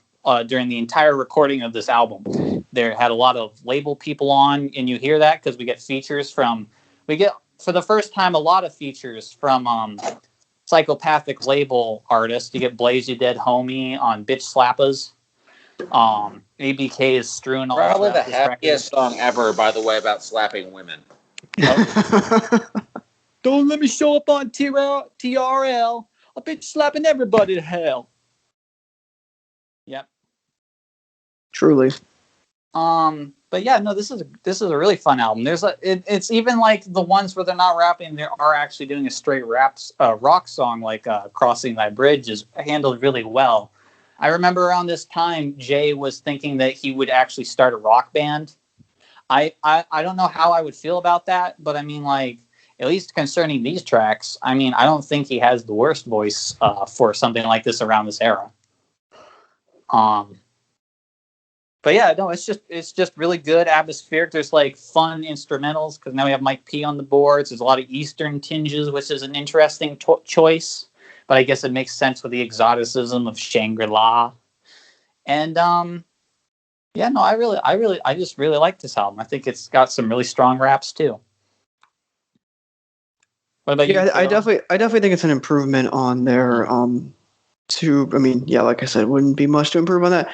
I think it's not a bad rap rock album, which is really high praise considering the amount of just truly terrible rap rock songs or albums throughout history. I mean, it's just like what usually is not good when it comes to rap music. Oh, rap rock, that's usually not good. No, there are some cool songs on this. I mean, once again, I like the cover art. I like which songs do I like here? See, I listened to this morning, so I have a little bit better. Mm-hmm. But yeah, I like Welcome to the Show. Yeah, I think I said that. Welcome. Yeah, that one's it's a pretty obvious highlight. What I think is strong opening is that what's interesting and frustrating about them is that they sometimes understand how to come to rap music from a rock perspective, and other times don't. Mm-hmm. I think that's fair. Yeah, I don't want to just pigeonhole and be like, oh, just because it's rap rock, it's not going to be good. No, I didn't necessarily head into the... Specifically as artists. Like, they've made rap... They've, like... Because just coming up, listening to it, like, I remember hearing... Like, I guess coming off the Roots episode, this seems a little topical. Like, when it sounds like it works naturally versus when it sounds like somebody who's never heard a rock song before and is trying to, or who's never heard a hip hop song before and makes it fit into a rock song. Either way, it never works. Right. And then you have something like Rebirth, which sounds like no one's ever heard either. But Wayne clearly is a rapper, but like it sounds like he's never heard rap before in his life, and this like fucking still made this album. So, no, absolutely. So yeah, it always just fascinates me that this genre exists, but no one's ever made that album for it, like that 10 out of 10 album for rap rock. I mean, I guess some people would say Rage did. Yeah, I was going to bring that. Oh yeah, that seems that's a good point. I mean, Battle of Los Angeles, probably Battle of Los Angeles. Yeah. That seems like the... If not, it's the closest. I mean, some people... I feel like people rate the self-titled over Battle of Los Angeles. I think Battle of Los Angeles is probably their strongest, but No, I think people do rate the self-titled. Oh, I think. I don't know where it is in the canon. 3 or 4 songs no one cares about in like the final third. Like, who cares about Township Rebellion or Fistful of Steel? Like, who can tell you anything about those songs? I know they exist because they're on the CD. Right. I've read the CD, but I don't know them. Like, that's not Know Your Enemy. Like, there are songs I memorized on that. No one's memorized those songs. No, and I think you could say that though about a bunch of. I mean that I feel like your point about albums and remembering songs in the final third, I feel like I can describe a lot of albums from like that era. I don't know if you guys would agree. They were always trying to pad the running time on them, but when Battle of Los Angeles came out, they were padding the running time. They came out with albums like Bizaar and Bizzar that were 8 minutes long. So Patrick, would you say those albums were bizarre? It was pretty bizarre that I spent 160 minutes of my life a fucking clowns rap about nothing. Welcome to the Bizzar. My favorite bit of this whole episode. You have a show to yourself again, by the way. I was gonna say my favorite part of this episode is just every time we bring up a song or an album, and Wyatt just plunges immediately into like the hook on one of the songs. When we get to my episode, y'all are just going to be silent for so long. I just didn't know if Caleb had anything more to say on his end because I don't have that much to say about it. Like, I think it's a decent record. I think it's a big improvement on the last two. But I've only heard it once, so I can't. Mm-hmm. I don't have that much to contribute. I've only heard it once too, but it left a good impression on me, and I think that it's a really good, rare example of a sound that's not done well very often. Mm-hmm. I want to bring up 2 last things before we move on from here. One, I want to give a shout out on Welcome to the Show, where Jay plays the ultimate chess move in that he shouts out the next album before it's even released, a year before it was supposed to be released, and then it got delayed by another year. So for 2 years, that bar makes no sense, but then it does. Where he says to Wyatt for playing 4-dimensional clown chess. Yeah. He manages to make it. He really, really future-proofed himself on that one. And then before we move on to it, I think we at least have to talk about Violent Unveiling, the last track on this album, which is. Were you surprised? Yeah, I mean, I thought that the Dark Carnival was just the friends we made along the way. The real Dark Carnival. Well, you scooped them up. Everybody was. It's like Jay said, let's go all the way on Bizzar, Pat. It's like everybody hop on. Come on. I mean, the funny thing about it, like I said in the chat, is how he kept saying, "I kept giving you hints. I kept telling you." Messages and hints were there, although most never picked up on them. We snuck them in subliminally with that wicked shit around them. Yeah, we mentioned more and more subliminal. Of this. Like, in retrospect, though, I did want to kind of go back and listen to the back mask stuff on the songs that I realized were back mask stuff when I was listening to it. I'm like, oh, they did a back mask thing. I'm like, were those subliminal messages? But like. It's so, it's too silly to hate. It's like later on they get, I think, really heavy-handed with the religiosity. Here it's just like, it's so fucking silly. I can't hate it, man. I can't. Yeah. I mean, when a song literally goes, "We're not sorry if we tricked you," that's a power move. And then the last thing you hear is the clown telling you to remember to suck their dicks. Remember to fuck off. Always remember to fuck off. Always remember to fuck off. Yeah, always remember to fuck off. Always remember to fuck off. I forgot to fuck off. After a declaration of easy to remember godlyhood. To fuck off. And so basically, that caused quite a stir for the ICP because then everyone's like Christian clown rappers, even though, again, we need to clarify this. They have never once said they are Christian. They've never been to a church. They don't really only kind of, I think, have ever read the Bible. They don't believe in any specific religion. They just think there's a God. That's it. You're doing a lot of work on this episode, by the way. You're doing clown gymnastics. I mean, I need someone to talk to about this. no, you know what? Honestly, I've been there with other stuff, so I feel you. I feel you. Same.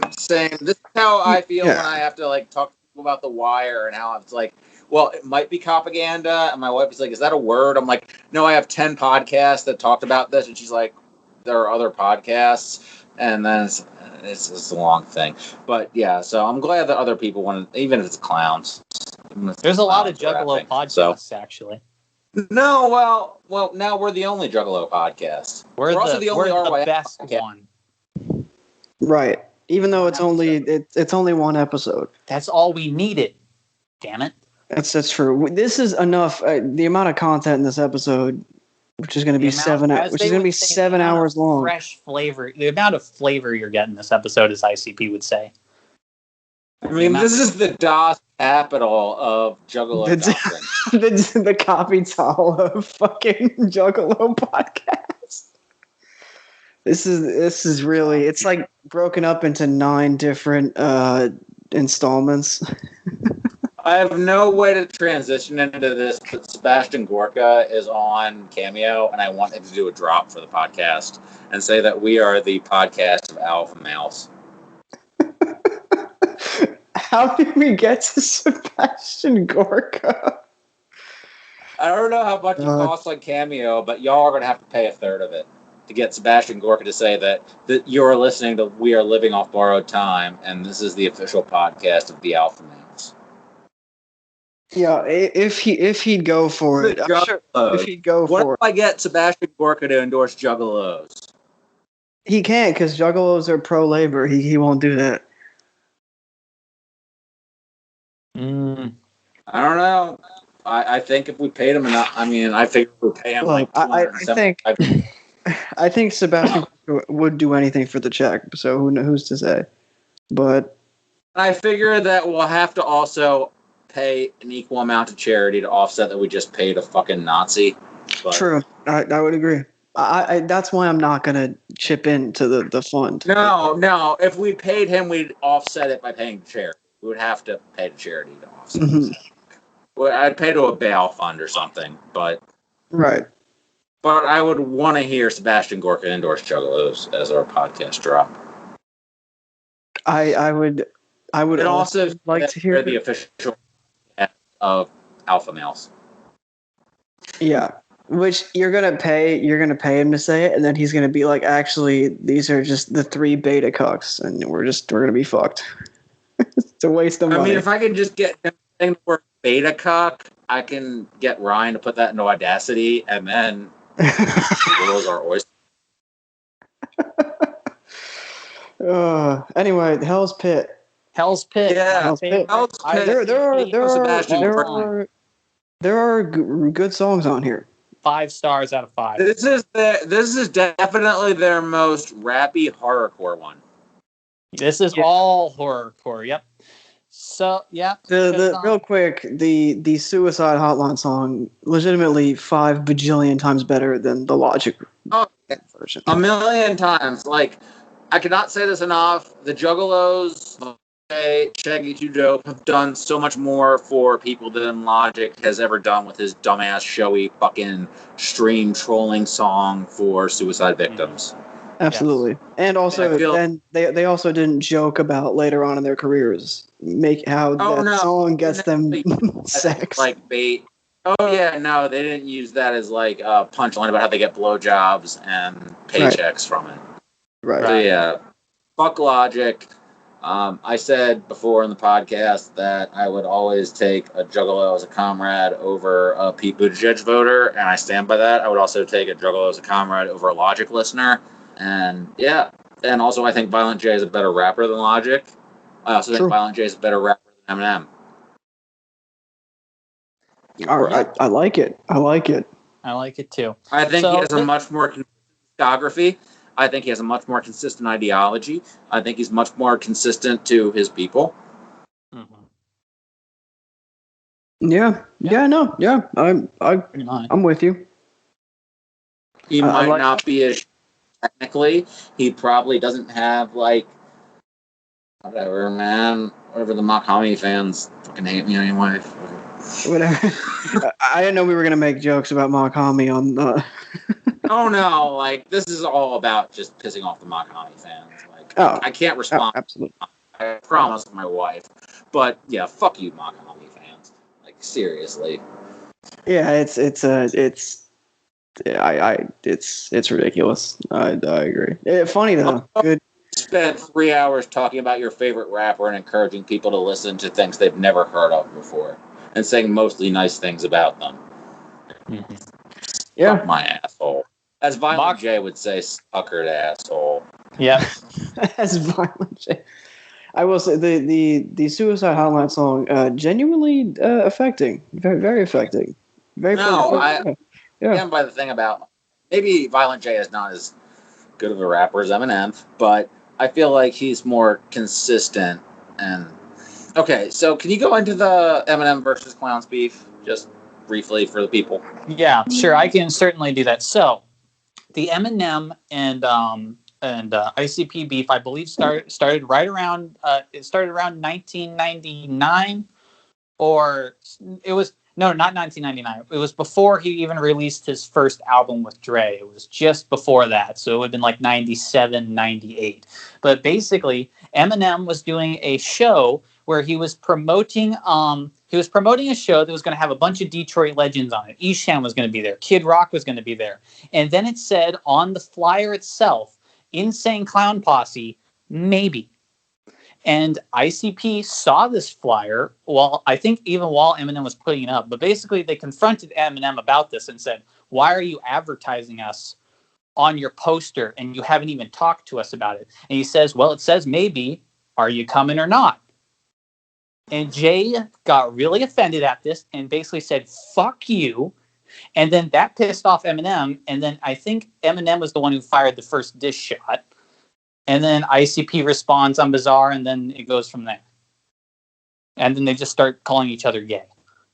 Yeah, wasn't it just a bunch of white rappers calling the other ones gay? Like there was the only two pieces of ammo either one had was that Eminem made fun of the fact that he shot paintballs at ICP and they ran away. And ICP made fun of the fact that before Eminem got famous, he used to open up for their label mates Twisted.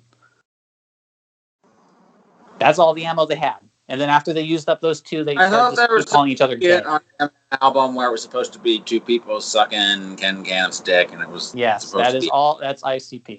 That's supposed to be giving a blowjob. And what's hilarious is that I remember I was listening to another podcast that was trying to talk about this feud. And I don't know if it was a very pro Eminem podcast, because basically they were like, yeah, they made this really stupid diss song that was called like Slim Anus or something. And it's just juvenile and like just disgusting. And like they're just idiots because that's all you could think of. And then Eminem responds with this blowjob skit, right? the words, and then Eminem responds with this blowjob skit, right? Like, are you not seeing the bigger picture here that maybe they're both jackasses in this feud? Although I think, at least in terms of the initial feud, at least ICP is technically in the right. I don't know why Eminem was advertising that. No, they were in the right. This is all very fucking stupid. A clown is beefing with Eminem about it's stupid.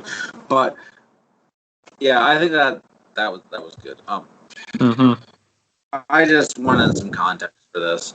Yeah. But Hell's Pit. Hell's Pit, I think, is actually... I really do think Violent J is a good... Like, I was kind of making that as a flame bait comment when I said Jay is a better rapper than Eminem. But I think that Jay is a better rapper than will ever get credit. Yeah, I'd agree with that. At least at what people think he's at. Certainly. He's way above that bar, at the very least. He knows how to rhyme. He really at times really knows how to put a story together. That's probably his strongest attribute is his storytelling if he's really in the mode. Well, I think that one of the things about There was the one album I thought was it Jeckel Brothers where I thought they were just doing all the imitative shit, or there was one album where I thought they were like the past 2 days have really run together in terms of clown music. Yeah. I'm sorry. I actually think it was. I think if you're talking about, are you talking about in terms of taking Eminem's flow? No, not just Eminem's flow, but like a bunch of people's flows. Like there was one that I thought was analog to Rick Ross Mastermind in terms of just stealing from classic rappers' flows. And it was like both a testament to how Jay really studied the classics and also just idiot in listening to him do better rappers worse in the same way that Rick Ross Mastermind was, but way worse because Rick Ross Mastermind has good beats. Yeah. I mean, I know we talked about the NWA one. I think there's a song on Shangri-La where you were pretty sure it sounded like an Eminem flow, and it would make sense because I'm talking about a whole beeping. I think it's not Hell's Pit. It's not Hell's Pit because I think Hell's Pit's pretty consistently the same dark sound to a fault almost in that I don't remember too much from it. But I think the only thing you brought up was DMX on Hell's Pit. Right. Hell's Pit, it was a very consistently decent listen. Like I got actually Big L influence off this. Was what I heard on here a little bit. Big L and like that period Eminem, like Infinity through pre-Slim Shady Eminem type thing. Like this is Jay getting in touch with that side of his rhyming.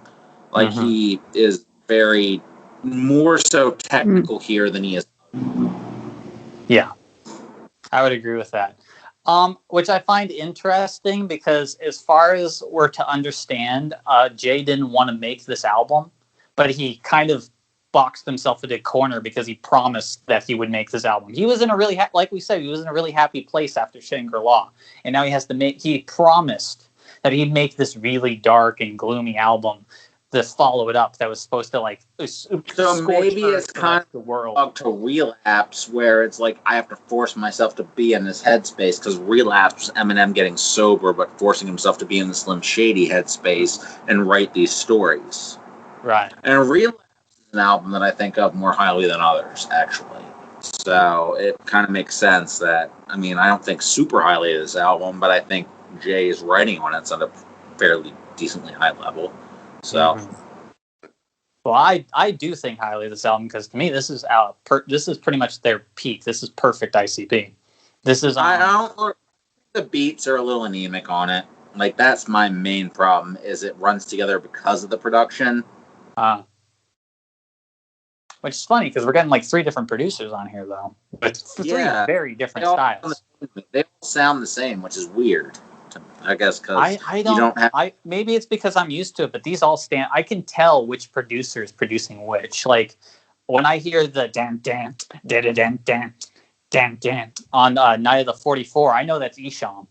Like that's so gritty and a throwback track that I know it's him. And then anything with the guitar, that's Mike P because he's the rock guy. So, but I don't know. To me, but this is like their strongest. I'm not gonna of the 6. This is their strongest conceptual album. It's certainly a Hell's Pit album. It certainly feels like we're talking about really bad shit on here. I think it's like you said. This is some of Jay's best rapping in terms of technical skill. I also think it's some of his best storytelling because, like we said, with Suicide I feel Hotline, like in terms of talking about bad shit, quote unquote, it's like the best balance. Him talking about it without having the later shit where he's rapping about it well, but then feeling the need to like counterbalance it with a moral. Yeah, no, this is basically him going like the only moral of this entire album is just that every single one of these characters are bad people, with maybe the exception of Suicide Hotline. All of these characters are bad people, and they deserve to go to hell. There you go. That's the morality. Right. I think Suicide Hotline being where it is makes it that much more potent, actually. Yeah. It stands out. It's the best song on here. Right. Yeah. But no, absolutely. It's one of the top 3, but it would be tied for Truly Alone and I I know you guys ain't high on it, but I know Pat ain't high on it. But In My Room, like those are my top three. I love In My Room with the little Eastern guitar tinges, and I think that's one of that's one of the two only good ICP love songs, because the guy who's like a scumbag is going to get what he kind of gets what he deserves, which is nice. Change up for once from their usual. No, I mean it's. I get what you're saying about it in terms of writing. It's a progression, but even when they do it better, it doesn't mean it's pleasant to listen to. For me, at least, I can't get into the narrative as they do with the love song shit. I'm sorry, I can't. I do want to ask you guys: do you think I know you're not. Maybe with you, Pat, you're not high on many of the beats, and they sound similar. But would you agree that this has like small bits, tiny bits of like industrial hip hop influence? Doesn't this sound like a little bit industrial, like in places like Truly Alone? I don't hear it. I can't say I hear it. Because I felt like that when I hear it more on the. I hear it more on the dubstep album. I hear the dubstep album being more of an industrial thing. It's just because the dubstep beats are so bad that they. And I hate broken. It. I mean, no, I hate that crap. But I feel like that was their attempt at being ugly and industrial and metallic. Versus that's this, true. I don't think that was their intention here. Mm-hmm. So, yeah, but no, for me personally, this is their. I love every track on this album. There's actually for once there isn't just like one that I can't do. No, I love every track on this album. It's a 5 stars for me. Even Shaggy holds up, but yeah, everything 5 stars. I respect it. All right. Well, if we're done with that, then we can move on to the Tempest. So basically, ICP. Yeah. Now we're approaching the stuff that I haven't heard. I've heard one more of the albums here. So ICP basically was like, well, what the hell do we do now? We fulfilled the whole 6 album, the 6 Joker's card things. What are we supposed to do? So they put this out basically as like a testing. It feels like this was put out as both a victory lap album, but also like a testing the waters to see what we want to do type. Yeah. Jay described the reason that they're doing a roller coaster, as Jay described it, was that because with the sequencing of tracks and the tones, he basically wants it to be like a roller coaster where you're whipping up and down in different styles. Which I get that sounds certainly. Like they wrote the art and then he came up with some shit to think about afterwards to sell to the press. This album's very good. This album has a few things I like on it. News at 6 o'clock is really melodramatic. News at 6 o'clock and again at 11. Again. Like every time we mention a song title, all you can do is like go into the fucking hook. I love it. You gotta do at least once per album. Once per song. Mexico City, they shouldn't have done that. They should. I didn't like. No. The last like fifth of this album is not great. Oh no, the last like 4 tracks should not exist. Yeah. I think that I actually overrated this at a 4. It's really not very good. I'm struggling to think of things I enjoyed about this album now that I think about it. Well, I like the... I can't think of anything I enjoyed about this album. You go ahead. I'll go ahead, I guess, then. It certainly feels like a transition album. I used to not like this that much, and then I don't love it, but it's out of 3. I have it the same as Jeckel Brothers, where it's like I think there's some highlights, but it's definitely got problems, and especially like we just said, those last 5 songs certainly hurt it. But in terms of, I think it has a really strong start with the 2 intro tracks. Those are fun. Alley Rat's a bit repetitive, but it's a neat little rap rock song. Haunted Bumps, I don't need that. Go listen to the Clipping remix, which I only found out a little while ago existed. Yeah, I think we're really going to do that. I'm just saying, man. I definitely think that Optimal I want to seek out the remix of the ICP song. Yeah. Yeah, sure.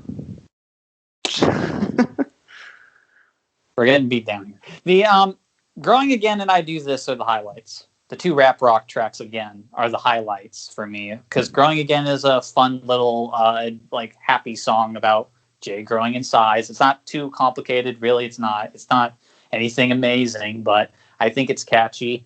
And I Do This is also pretty fun, and that's the type of level of comedy that I think ICP is funny, when it's like they're just bringing up random ass shit that they can do for you, and it's like Shaggy claiming that he can't move you weapons, but he can get you a tank gun. Right. Like, I feel like they have a lane of comedy they're good at, and the Jerky Boys phone skits are not funny. But they weren't at the time, but everybody was doing them, so I don't know why they brought them back, because they bring them back.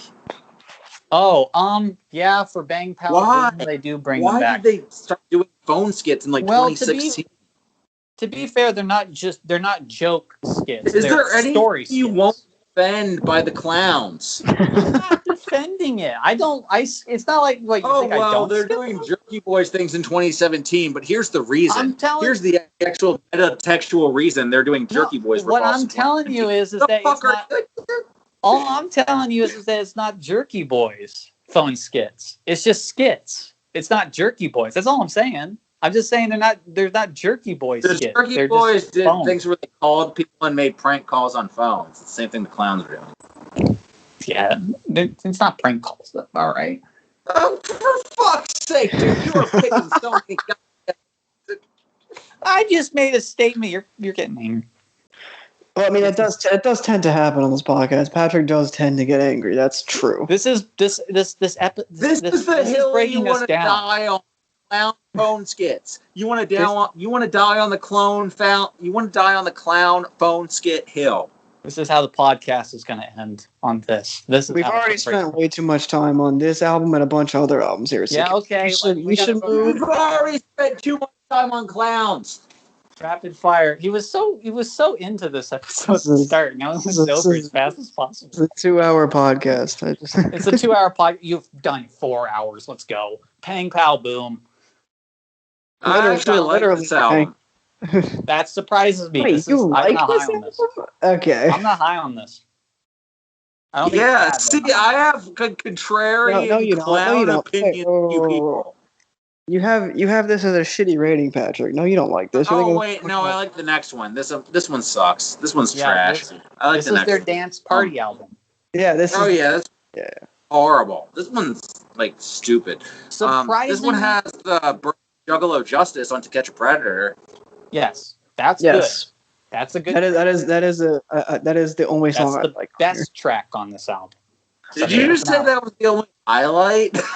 No, I didn't say it was the only highlight. I said it's the best track on this. It's the track for this album, is what I'm saying. If you're going to take one track away from this album, take that track. I mean, most people would take Miracles because that's the only track people will ever remember the clowns from at this point. Is Miracles. Also, Zombie Slide better than Tootsie Slide. I don't know why. Okay. Is that really a hot take? I don't know. No. I'm gonna stick by that one. You want to see the clowns? You want to see the clowns that go? Was it right foot up, left foot slide? I want to see Juggalos beating up OVO stands in the streets. What kind of production is 40 crafting for the clowns? Is my question. What would the clowns rap over? Sad clown production, man. Sad circus. Sad cold. It would be atmospheric circus. You know. Snow on the Ferris wheel, man. Snow on the Ferris. God damn, that sounds like the title of this. With my woes. It's the if you're reading this is too late cover, but it's with clown like. Violent J on the you're reading this it's too late cover, dude. I've demanded one cover from our fans who don't exist. which is Conor Oberst instead of Soulja Slim on the Give It To Him Raw cover. Just give it to I him. want two covers. I want Violent J on the If You're Reading This, It's Too Late cover. So two covers. Conor Oberst on Give It To Him Raw. Wait. Not Violent J. Violent J on If You're Reading This, it's nothing was the same. Sorry, nothing was the same. Well, yeah, nothing. That's a good idea too. You also don't want Violent J looking sad on the Take Care cover. That was also my thought. You can have Violent J with his head down. That would also be amazing, but that's too detailed. No one can do that. That's a lot of That's true. That's a lot of mascara. Nothing was the same would be perfect. You just put your head in the clouds. That's just like a clown against the blue sky. That could work. Yeah, that could work. Anyway, one of those, either Conor Oberst on Give It To Him Raw or Violent J on Nothing Was the Same. That's the cover art for this episode. That's got to be. I don't know how we can make this be the cover art for this episode before this episode airs. When I ask for somebody to make this, we got it. Well, we gotta get someone who's good with Photoshop. I would ask Ryan to do this, but Ryan doesn't know what any of these words mean. He doesn't know what Conor Oberst means. He doesn't know what Nothing Was the Same means. He doesn't know what Soulja Slim means. He doesn't know what Give It To Him Raw means. And he's too afraid to Google it. So yeah, not good. True.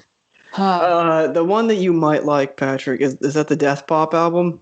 Mighty Death Pop? Yeah.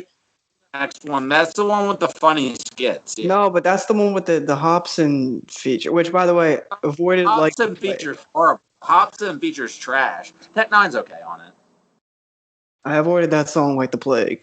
So yeah, Hobson's horrible, but Tech Nine's fine. He does his Tech Nine thing where he raps really fast and you don't notice if he's not okay or not. You know, it's cool to see him on the track since they're so close friends. So I guess it makes sense that they at least get on one. But Tech Nine, not Hobson.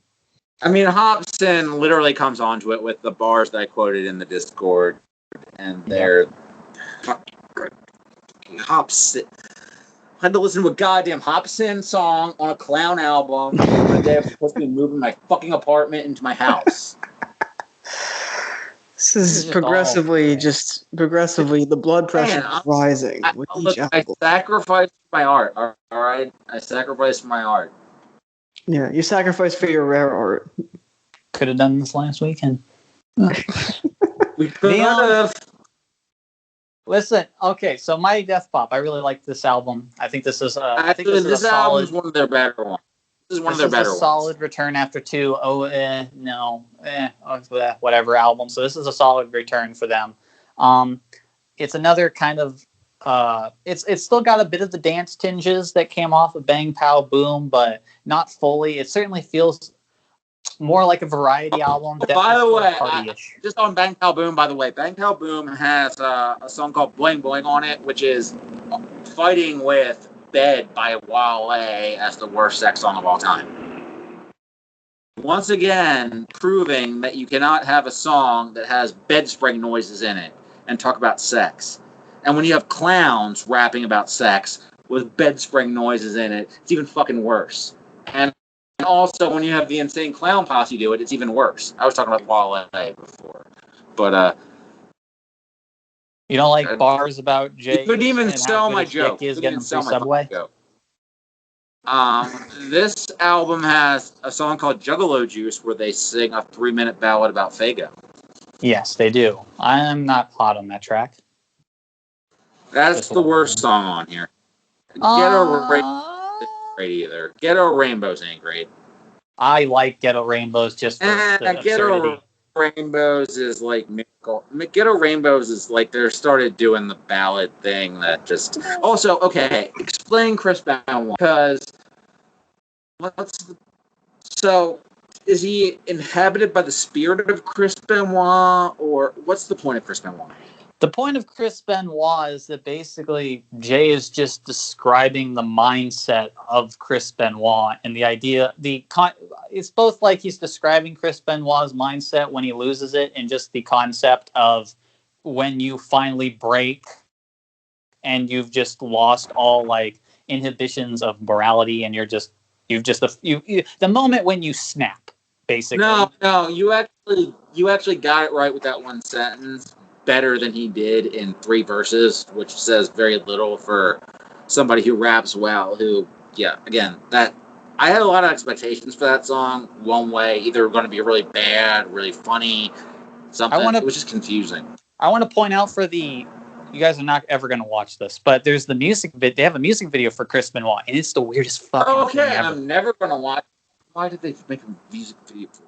But it's the weirdest thing ever, because there's like a telekinetic kid, and there's like a thing with chess pieces, and like there's a metal like hammer dude who looks out of Warhammer 40K. I don't know what's going on in that album, that music video. It has nothing to do. And then Chris Benoit only occasionally flashes on the screen, and it's just like, I don't know what's going on. And that was really high budget for them. Chris Benoit, who killed his family. We have Shooting Stars, where they do a fanfic about shooting Chris Brown at the Grammys. Which, that's the best ICP song, just thesis alone. That's great. Like, I cannot argue with... Like, they also shoot other people at the Grammys, but they started off with shooting Chris Brown. And that's chef's kiss right there. Dog catchers, they have beef with Dog the Bounty Hunter. I don't know. I guess it was topical at the time, although I guess in the trashy reality TV way. Like about Dog the Bounty Hunter. I didn't realize it till the end. But it's like, the only reason I can think of that they did this is because I quickly learned, seeing interviews with ICP recently, because they did a lot of interviews recently. It was Halloween, blah, blah, blah. But they did one where they were talking about TV shows, and I just quickly learned that ICP and them like to watch a lot of reality TV just to see how fucked up the world is. So it wouldn't surprise me if they were watching Dog the Bounty Hunter at least a little bit, enough to know about the time that he was really racist, and then wanted to make a track about it. Just racist redneck, their usual racist redneck shit, and they're just like, Dog the Bounty Hunter, that thing where you hear someone say the N-word and he gets bleeped out at the start, that's Dog saying that, and then that's why, and then that's what got him canceled. I'm not surprised that somebody on A&E who had a reality show was a racist piece of shit. So. Yep. I mean, but again, most people would look at that song and be like, well, why are you doing why a diss on Dog the Bounty Hunter? But it's that type of thing where, again, it's like, Cool Keith dissed Simon Cowell. Like, I'm not weirded out by this. Oh, no, that was... Fuck American Idol Simon Cowell and his whack ass. Yeah. Type the shit on blue jazz and bluegrass. I love that song. I like Kicking and Kicking. That's actually, like... When I talk about ICP doing cartoon violence, that's like the ultimate in that. That's literally Violent J being a cartoon ninja. Like, he calls them ninjas. He's literally being a ninja on that song. We have the one line that makes me burst out laughing every time. One of the genuinely funny moments on an ICP album where Jay just goes, legs busy as fuck, like Mr. Krabs' feet. And the image makes me lose my mind. See, I like Jay being a goofy rapper. I don't like him when he's being like a serious commentator. Like Daisies on this album? Yeah, Saul Williams Jay is not nearly as interesting. I can take it or leave it. It depends on the track. I mean, he's not bad at it, but it's and I get why he says what he says, and they've gotten better at placing them. Again, it's not like when Behind the Paint was between, the two most misogynist, horrible songs on the album. But it's still, they certainly, they got more they really got into this, especially around the second deck. There's something more really trying, they really got into this, they really, really did get more into, the whole, concept album, morality play thing with the second album, because the first album, it's our concepts are there, but they're really half-assed, especially in terms of telling the Joker card character. Second deck they don't do that. They probably listen to criticism. It's just sometimes it doesn't. Compared to the first 6, for some reason, it also doesn't deliver as good of a product. Sometimes. Well, I think that they were offended that they were called dumb so many times that Jay was like, "I'm gonna write albums for you. All right, I'm dumb. Here are concepts. Like I'm gonna spell it out for you, and I'm also gonna like teach our fans lessons because I'm concerned about our fans. Like it's both. Like, and it's admirable, but it doesn't necessarily always make for very good music. Mm-hmm. But I like this album more than I dislike it. It takes a lot of big swings. Yeah, it does. I think it's not a super like high and low tracks. It's just some are mid tier. There's nothing like. I don't think there's one here. I don't think there's a track here I vehemently hate. Even in fact, now that I think about it, looking at this, I expected to hate Hater to death, but the production on it's really cool. Yeah, that one, you're right. That's probably okay. That is probably the one track where I'm like, I'm a lot less on. I don't like Ghetto Rainbows. I would never listen to that again. But it's like I appreciate the sentiment, at least. Right. But I think Ghetto Rainbows is fun just because I don't think it's just not, to me. It's not very serious at all, and it's just a fun It's just a fun track with. Sure, it's got a message, but it's still fun. And I hate Hobson's verse, but I'm always going to hate Hobson's verse. Mm-hmm. So yeah, yeah. All right, so another one that Optimal pussied out of listening to, I assume, was the Dubstep album, right, Optimal? I did not listen to the Dubstep album. He cut off after Mighty Death. Death. The Dubstep album, did you? Yeah, this was fucking horrible. This was goddamn fucking. This was painful. This sucked. There's like I like the song where they shit on the rebel flag. Mm-hmm. But Confederate flag is a good update. Good song. I just like the message. And I didn't like when DJ Muggs made a dubstep album. DJ Muggs is a way better producer than whoever they got on this. So for this album, they got a guy from one of their labels, rap groups, Axe Murder Boys. They got a guy called Young Wicked, who at this time... Oh, they got somebody from the Axe Murder Boys, okay. Yeah. So, well, let me go. Thank God. The reason they were basically bigging this one kid up as like their big prodigy project. And so they're like, we want you on. And so that singing, that bad hard rock singing you get sometimes on the album, that's him on the hooks singing. Oh, by sometimes you mean like 75% of the songs? I don't remember how many songs are on here. It was like at least 75%.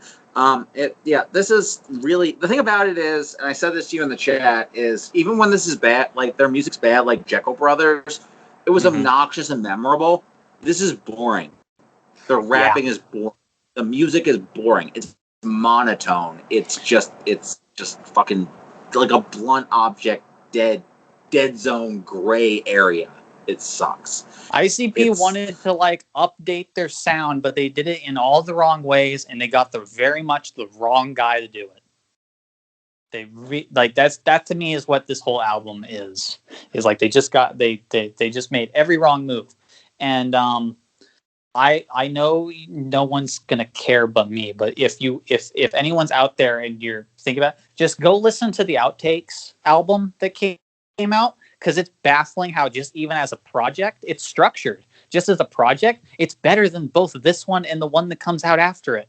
It's so much stronger. You know how there's like the neighbors are fighting on this album is like a really weird thing where they just keep repeating one line for a good bit and then go the next time and they repeat it 4 times. And it's like, why aren't you just rapping?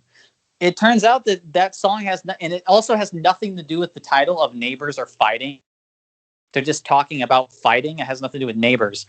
The Outtakes track is an actual song about neighbors fighting. And it's a funny track because it's about Jay and Shaggy just being 2 assholes to each other and getting and just like going to absurd levels to like ruin each other's various houses. Like it's simple. It's not that comedic, but the point is that it's way better than what they put down.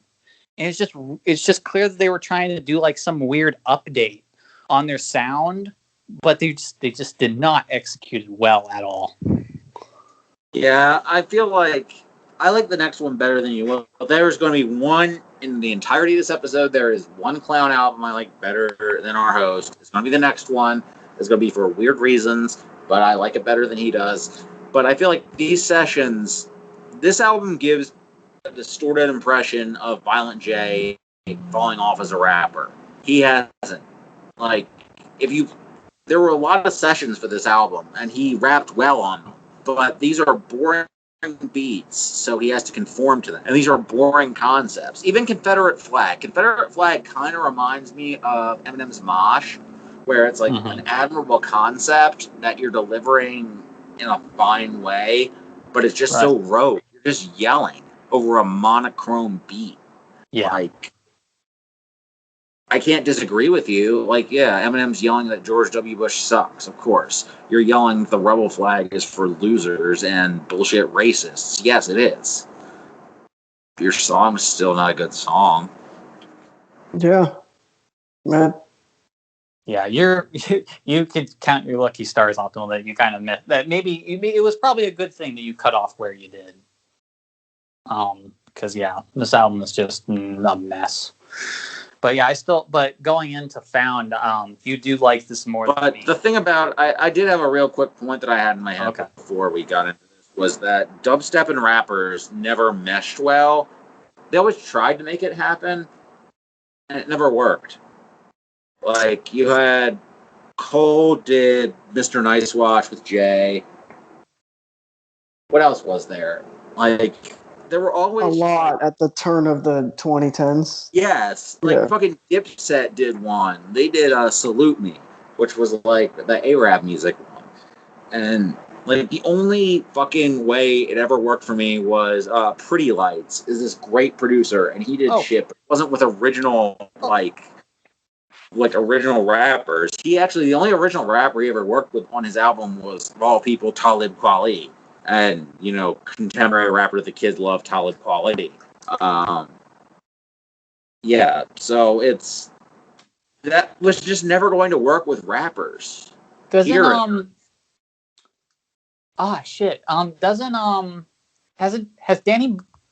Danny Brown gone over? Danny Brown did Attack with Rusty. I mean, and also the second half of Old. Yeah, the second half of Old slaps though, so there is a difference. Like, it was the good version. The thing about Danny Brown is that he's Danny Brown, and there was never going to be crossover dubstep.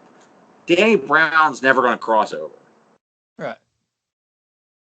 ICP crossover.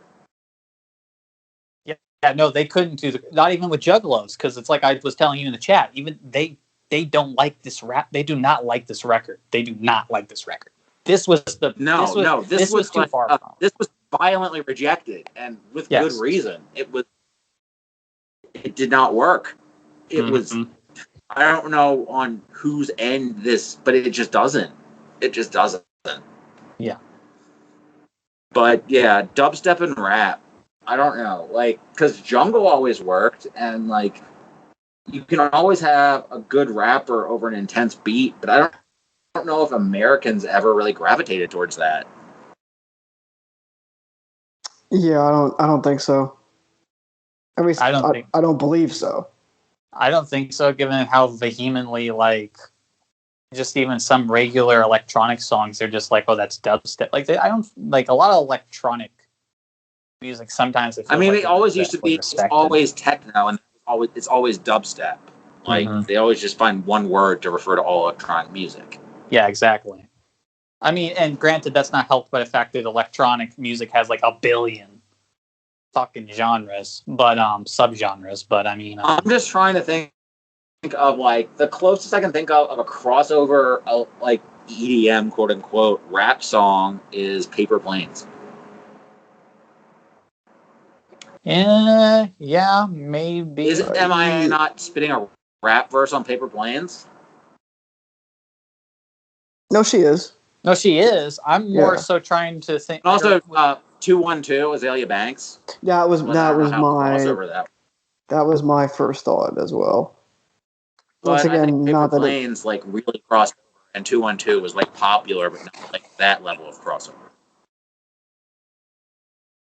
Yeah, no, that's fair, very fair. I was just thinking about like dubstep and how it was like such a pervasive sound, but no rapper was ever able to harness it. I Yeah, mean, A$AP Rocky rapped over a Skrillex beat, but that's, you know. Yeah, it sucked. I think You didn't. That song is so. I mean, I don't hate it. It's just so 2012. No, Yeah. not for what his purpose was. It was it was all right, Yeah. but it was The was fucking mid. like Ultimately- the fucking synths in the chorus where it's like. It I mean, I think Hell for a Night's a really good song, is a good song. but no one ever spins it. No one ever is like, yo, throw on that Schoolboy Q Hell for a Night. No, but Schoolboy Q had a like. I mean, no one's ever like pulling that Schoolboy Q anything. So, I mean, he had. I mean, Hands on the Wheel was a big song, sort of. That's a good point though. Like, what Schoolboy Q songs have been? You're not gonna like this, but like that part was probably the only other one I could think. I like that part. Oh, I thought you didn't like that part. I like that part a lot, but No, that part's great. Like, it's great. It's a great Kanye. It's a great Kanye verse. I mean, I think that's like that's probably one of the best Kanye trolling moments where he ends it with saying, "I didn't say shit. You heard every word." I love the part when he's just talking about get top on the phone. Oh. I'm just like, what? This ain't Chipotle. So is his wife's gonna kill him? She's the female OJ. Does he know that like female OJ. he's like Robert Kardashian's like his fucking father-in-law? Oh, yeah, like, no, it's like goddamn in-law. No, that's like a top tier. That's like sophisticated ignorance. He wrote that shit in cursive. right. My curses in cursive. Anyway, Fearless, Fred, because I haven't. Nope. That's Found. or whatever it is. No, are we skipping Found? I thought you wanted to talk about it because you like that more than I do. Isn't that the dubstep? Oh wait, which one? No, that's not the. Oh, well, the it's Found- like yeah, the dubstep. Christian one. The Christian one. Yeah, I'm sorry. we have to talk about ICP actually addressing the whole religious thing after like what 5 albums after they already after they first talked about it. Yeah, super Christian, dude. This is their No Malice album. This album has a trap rap subgenre tag. And it does have these last 3 albums do. Is ICP making trap albums? Yes, they are. No, they made a trap song on it. One. Oh, but it's more like just like a pop rap album, basically. Yeah, it's more like it's a Christian contemporary music album. Except nice. Yeah. And you managed to give it 3 stars. So higher than me. It's entertaining for other reasons, mostly. I will say that Lost at the Carnival and the Midway are the 2 best concept raps they've ever done. I would say they're the 2 best songs on this album. They are, and also Jay rapping, like, he raps consciously clean and does it, like, well. Mm-hmm. I don't know. I'm just really impressed. And I Fucked a Cop is better than Mrs. Officer. That is the faintest praise I've ever given a song. It's literally Mrs. Officer, but done by clowns with a much funnier hook. Who can say they fucked a cop? I fucked a cop. I fucked a cop. Who can say that? Who else can say they fucked a cop? This is the first time Patrick's done the Juggalo. All I gotta do is dial 911, and I get some Ned and Son. Oh my god, that just happened on this podcast. I hate you so much. I hate you so much that you said. Look, you're the one who just said you like the song. I'm just repeating. I do like the song. I didn't want you to say that fucking part on it. Bad. Hey man, look, Miss Officer is quite honestly hilarious. Now it's not. I'm not going to sit here and say it's good, but that shit is hilarious. Terrible. Like a cop car. Bro, the music video for that shit. Oh my god, it's just Lil Wayne. Compares police brutality to hitting the clitoris. Yeah. Beat it like a cop. Rodney King, beat it like a cop. God, what an era of music. Yeah, this song is better than that. And it's a Shaggy solo track, so his enjoyment is very surprising. Shaggy graduated. Now he's like a full-grown mutt, not just a puppy. But I feel like you enjoy Dreams of Grandeur is horrible. Dreams of Grandeur is really Yes, it is. That's the number 3 worst track that they've ever made. Yeah, I haven't decided the ranking yet, but I do know the top 5 very well. It's really bad. So here's the weird thing. Here's the weird thing about that track. Here's the weird thing about that track is that it's based on a true story. Because Jay actually did get drunk and meet a prostitute and be like, "Man, I feel bad for you. I feel bad for you." He did all that shtick. He really did promise her that he would come pick her up, and then he really did oversleep. But the difference is that in real life, he says he felt bad about it, and then that's where his explanation stops. So what I'm wondering is why on this happy ass album you decided that this was the track with a really heartfelt story, maybe that could describe something. You decided to put in a shitty plot twist joke that's not funny. It's worse than The Village in terms of terrible plot twists. That's worse than The Village. It sucks. It's the clean ass beat makes it that much more smarmy. It's like the fact that he actually raps it well makes it worse somehow. It's I'm Sweet's good. The hook is really stupid and also doesn't need to go 6 minutes long. I'm sweet. And then the last song also goes on way too long. I still gave it 3 stars because I think the uplifting songs are so funnily incongruous to the rest of their career with the happy ass production and just the happy ass ad libs, and it's just really funny to me. I don't know. Outside also, Mr. Whitesuit's fucking hysterical. Yeah, Juggalo Party is fucking hysterical. These are weird.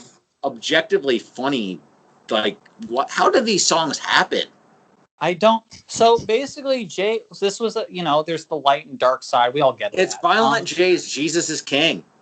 Yes, you said that, and I couldn't. It just came a rush to my brain the minute you made that comparison. I was like, yes, that's what this is. That's the answer I was looking for of why I was so confused. That was your revelation. That was it. Yeah, that was your Dark Carnival. The Dark Carnival. That was when I had the experience. Jesus is King.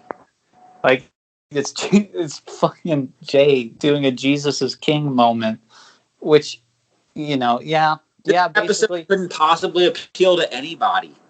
I don't know. It's just for Jay. It's just for Jay to get out that he's he really wanted to. Because around this time, Jay and them were doing a lot of interviews, and people kept bringing up the Christian thing. I'm a Cameron. You gotta love it. I gotta stop the beat for a minute. I had to stop the beat for this one. All right, this is if you grew up around this, and you did, and Caleb didn't. This sounds like Christian music. This, even if it's not, it does. In terms of its uplift, in terms of the forced uplift positivity of it, sounds like Christian music. He's taken from it, no doubt. Yes. And that's what Kanye's doing too. And that's just...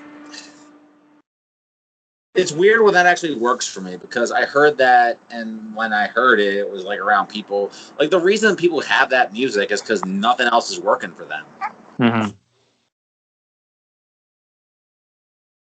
And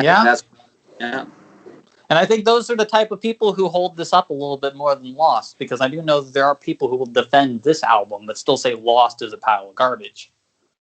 Oh, Lost is a pile of garbage. No, it is. What I'm saying is that there's a pretty good subset that just think both of these albums suck, but between the two, there is at least defenders for this album.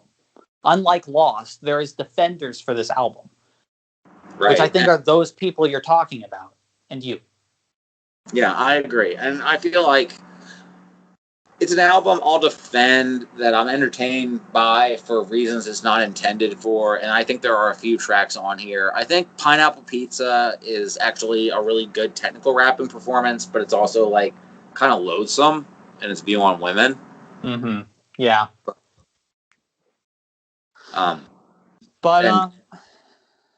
If I can get my thoughts... I kind of just want to get to the end of the Clownathon here. Okay, well, I just want to if I can get my thoughts real quick. I think this album, I got this at 2 stars. but it's weird. I got this at 2 stars, but I don't hate this album. I just feel weird about it. It's that type of thing we're talking about. It's where like I don't know what even with the Jesus King thing. I think listening back to it, it's like I still can't wrap my head around it, so I don't know how to feel. 2 stars feels right because I only care about the 2 Dark Carnival tracks really, but I can't tell you that some of these songs are bad because I don't think they are. They just are just weird for me to come to an ICP album for. So it's like I can't really. When you hear Jay rap on those 2 tracks, that's the best rap. Like those are like objectively, I hate to use that word, but the best rapping he's ever done. Like seriously, he's rapping so well on those 2 songs. Yeah. It's just hard for me though because it's in service of this whole weird thing that he's doing. Yeah, this just weird moment in his life that he felt like he had to put down. He really felt like he had to put down an album. I don't know. And then he felt like he needed to walk it back. And so we were introduced to the newest member of, I don't know, the Card family. Gotta catch them all. Fearless Fred Fury. Fearless Fred Fury. This isn't so much a walk back as it is a reaction, because you have to remember what happened in 2017 in between these 2 albums was the Juggalo March. Oh, okay. Yeah, I wanted to talk to you about that. We actually talked about this off air before you got on the. So, what was the? Okay, so was this reacting to them being like classified as a gang? Yes, this was. Basically, what happened was that they had tried to sue the FBI on a couple separate occasions, and basically just came down to no, you lost. And then I can't remember if this is before or after they went through it one more time, and by technicality they've won, but states can still recognize juggalos as gangs. So I can't remember if they're marching in protest of that or this is before that went through. Juggalos are like reverse legal marijuana. I guess I don't know what to make of that comparison. Yeah, I'm grasping at straws. I don't know. I guess it's like a funhouse mirror because they're clowns. Yeah, basically, and so they did the Juggalo March, which was incongruence with the Trump March, and the Juggalos vastly outnumbered them, and basically no one cared about the Trump March. Well, okay, so this is going to get to one of my ultimate points about this, is that Juggalos get painted as, like, greasy trailer park Trump people. And they're not. Mm-hmm. And I don't think they ever have been, really. Mm-hmm. Like, I feel like you get any movement where you're trying to get the disenfranchised in, you're going to get people of all stripes who believe all things. Mm-hmm. And they don't want to... I don't know. I'm trying to speak carefully here. I don't know. I don't want to say that, like, this person's a Makami expert, that person's a Makami expert. That's how you get yelled at on comment threads. But, right. But yeah, it's like they were trying to speak for a large group of people, and it got beyond them. And then, I don't know. I'm kind of glossing past the last album because I don't think the last album... I think the last album kind of musically is like rehashing old ground. There's some good stuff on it. There's nothing new on it. For me, and I will... Well, actually, first I'll just comment real quick that I will say that very recently, before the election went down, Violent J, on one of their interviews they were doing in celebration of Halloween, very vehemently asked all the Juggalos that please do not vote for Donald Trump. He is a racist fuck. And went on a very long rant, him and Shaggy, about why Donald Trump is like one of the worst human beings ever. So if you ever wanted to know like 100% where each of them stand, like that's really the only video you need. Because they were all on that. They were really going in. But in terms of the new album, like I said, this was a reaction to a bunch of things. The Juggalo March, which they got mad because they put out a huge invite list, and then a lot of artists that they thought would come, and then most of them didn't, including Twisted, which started a whole feud that we don't need to go into. This episode's long enough, and it's been talked to death. But basically, this is just them having a reaction in terms of theming to all of that hullabaloo and talking about fighting back. It's in terms of sonics, to me, this is them trying to do an updated sound better. This does sound more modern for ICP, and unlike the dubstep album, and unlike them doing whatever they did on Found, which I don't know, this feels like an update. This feels like they at least did an update correctly, no matter what I feel about the quality. It feels like they did it right this time. This does sound like a modern ICP. I think it's on the same level as Mighty Death Pop. Huh? For the most part, yes. I would say there's actually a trap-ish song on here. I can't recall it off the top of my head. I think Game Over's terrible. Game Over sucks. Yeah. Burner Ave is hilarious. That's them going over the Electric Avenue beat. That's really funny. The last track, the very last song out of a very long list of clown songs I listened to was them doing a sex song. It's not a good sex song. There are never any good song. What? But yeah. Sorry, what? It's oddly one of their most consensual songs ever. I mean, yes. It's okay. So it's a song about consensual sex. So, point for that. It's unlistenable crap. So we'll take the point away. But, it's not like a rape song. So yeah, it's not one where they're like raping. Dissing so good that we don't have a song about clown rape. So I'm glad that they didn't end their career with clown rape. But, their career's still going, man. Shimmer's weird. It's like Twilight fanfiction-y thing that I think might be some kind of metaphor for like the Horror of Babylon or something. I don't know. It's wow. I just thought it was a ghost story. I don't know. I don't know what Jay is doing at this point with like the metaphors because he gets real out there with the metaphors. Yeah. It probably was just a ghost story. He likes doing. I think Jay is done for the most. I don't know how much Jay really these days is going into metaphors. I feel like with the thing with the second deck a lot is that, and maybe certain tracks were an exception, but I think for the most part the whole thing about the second deck is that it's very blunt, and this album is very very blunt. I thought seriously, Arius was pretty cool with the very blunt callback to the Inner City Posse days. And that's the diss track for all the people who didn't show up at the Juggalo March. That's why he's talking about the list that he's going to check through, because that was the list that they sent out of everyone who could come, and he's going to murder every single one of them. So yeah, I just listened to 15 albums of clowns rapping, and ultimately I feel like there is something. Oh, and one of the things I wanted to say about this was that these dudes have managed to managed to maintain a self-sustaining economy for how many years? They worried the FBI, which should always be like a good thing for a lot of people. If you're worrying the FBI, that's most likely a sign that you're doing something good. And you pissed off Bill O'Reilly in 1998, generally a sign you're doing something good. Like, regardless of how you feel about these people's music, they pissed off the right people. And their music, honestly, having gone through all of it, not a lot of it was in my wheelhouse, but even the stuff that wasn't, I could appreciate what they were doing well. And there were a few albums that I genuinely liked. And I know some of us didn't finish our homework, even though we listened to a few EPs, even though we sat there and listened to a few early EPs and acted like that was okay. But, yeah, that's fine. That's fine. We all do our own thing. I tried to listen to stuff that was more well regarded, all right? I mean, we're too busy drinking some Mike's Hard Lemonades or something. I have not drank Mike's Hard Lemonade in a while. I don't drink.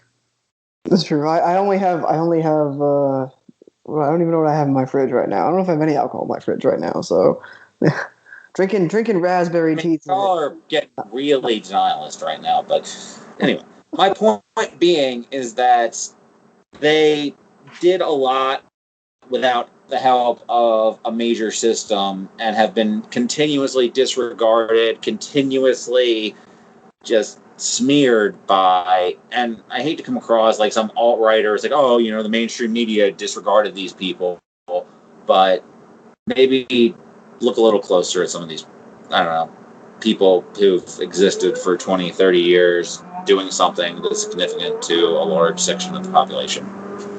Yeah. True. I agree. Yep.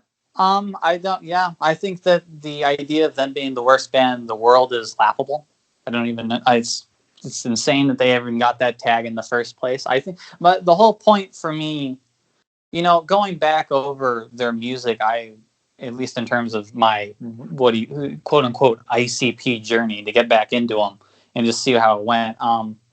I think I'm pretty much right back where I was when I was a kid, in that I still just see them as like, yeah, they're dudes with a decent to good message when they want to imply it, and they're not nearly as bad as everyone says. And now with experience more in the rap in the quote unquote world of hip hop and my knowledge of it, I just see that the things that people complained about them is just silly.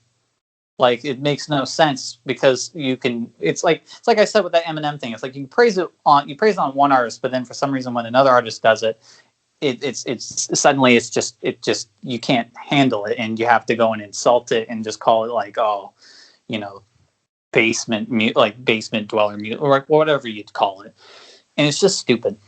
So yeah, I mean, I just wanted to do this episode because I thought like maybe there was something more that I feel like could be talked about and maybe needed some light shed on it, in terms of saying like, hey, these guys maybe deserve a little bit more props than they get. Maybe not a lot. They're not all, again, everything's good, but there is something there that I think they should get like a bit more props for than they do. Wyatt, never apologize for what you like. Thank you so much for hosting this episode. This has been Living Off Borrowed Time. Thank you, Wyatt. Rest in peace to Alex. Our outro music is Stagnated Taste by Can. Have a good week. It ain't gonna never stop. I have a purpose.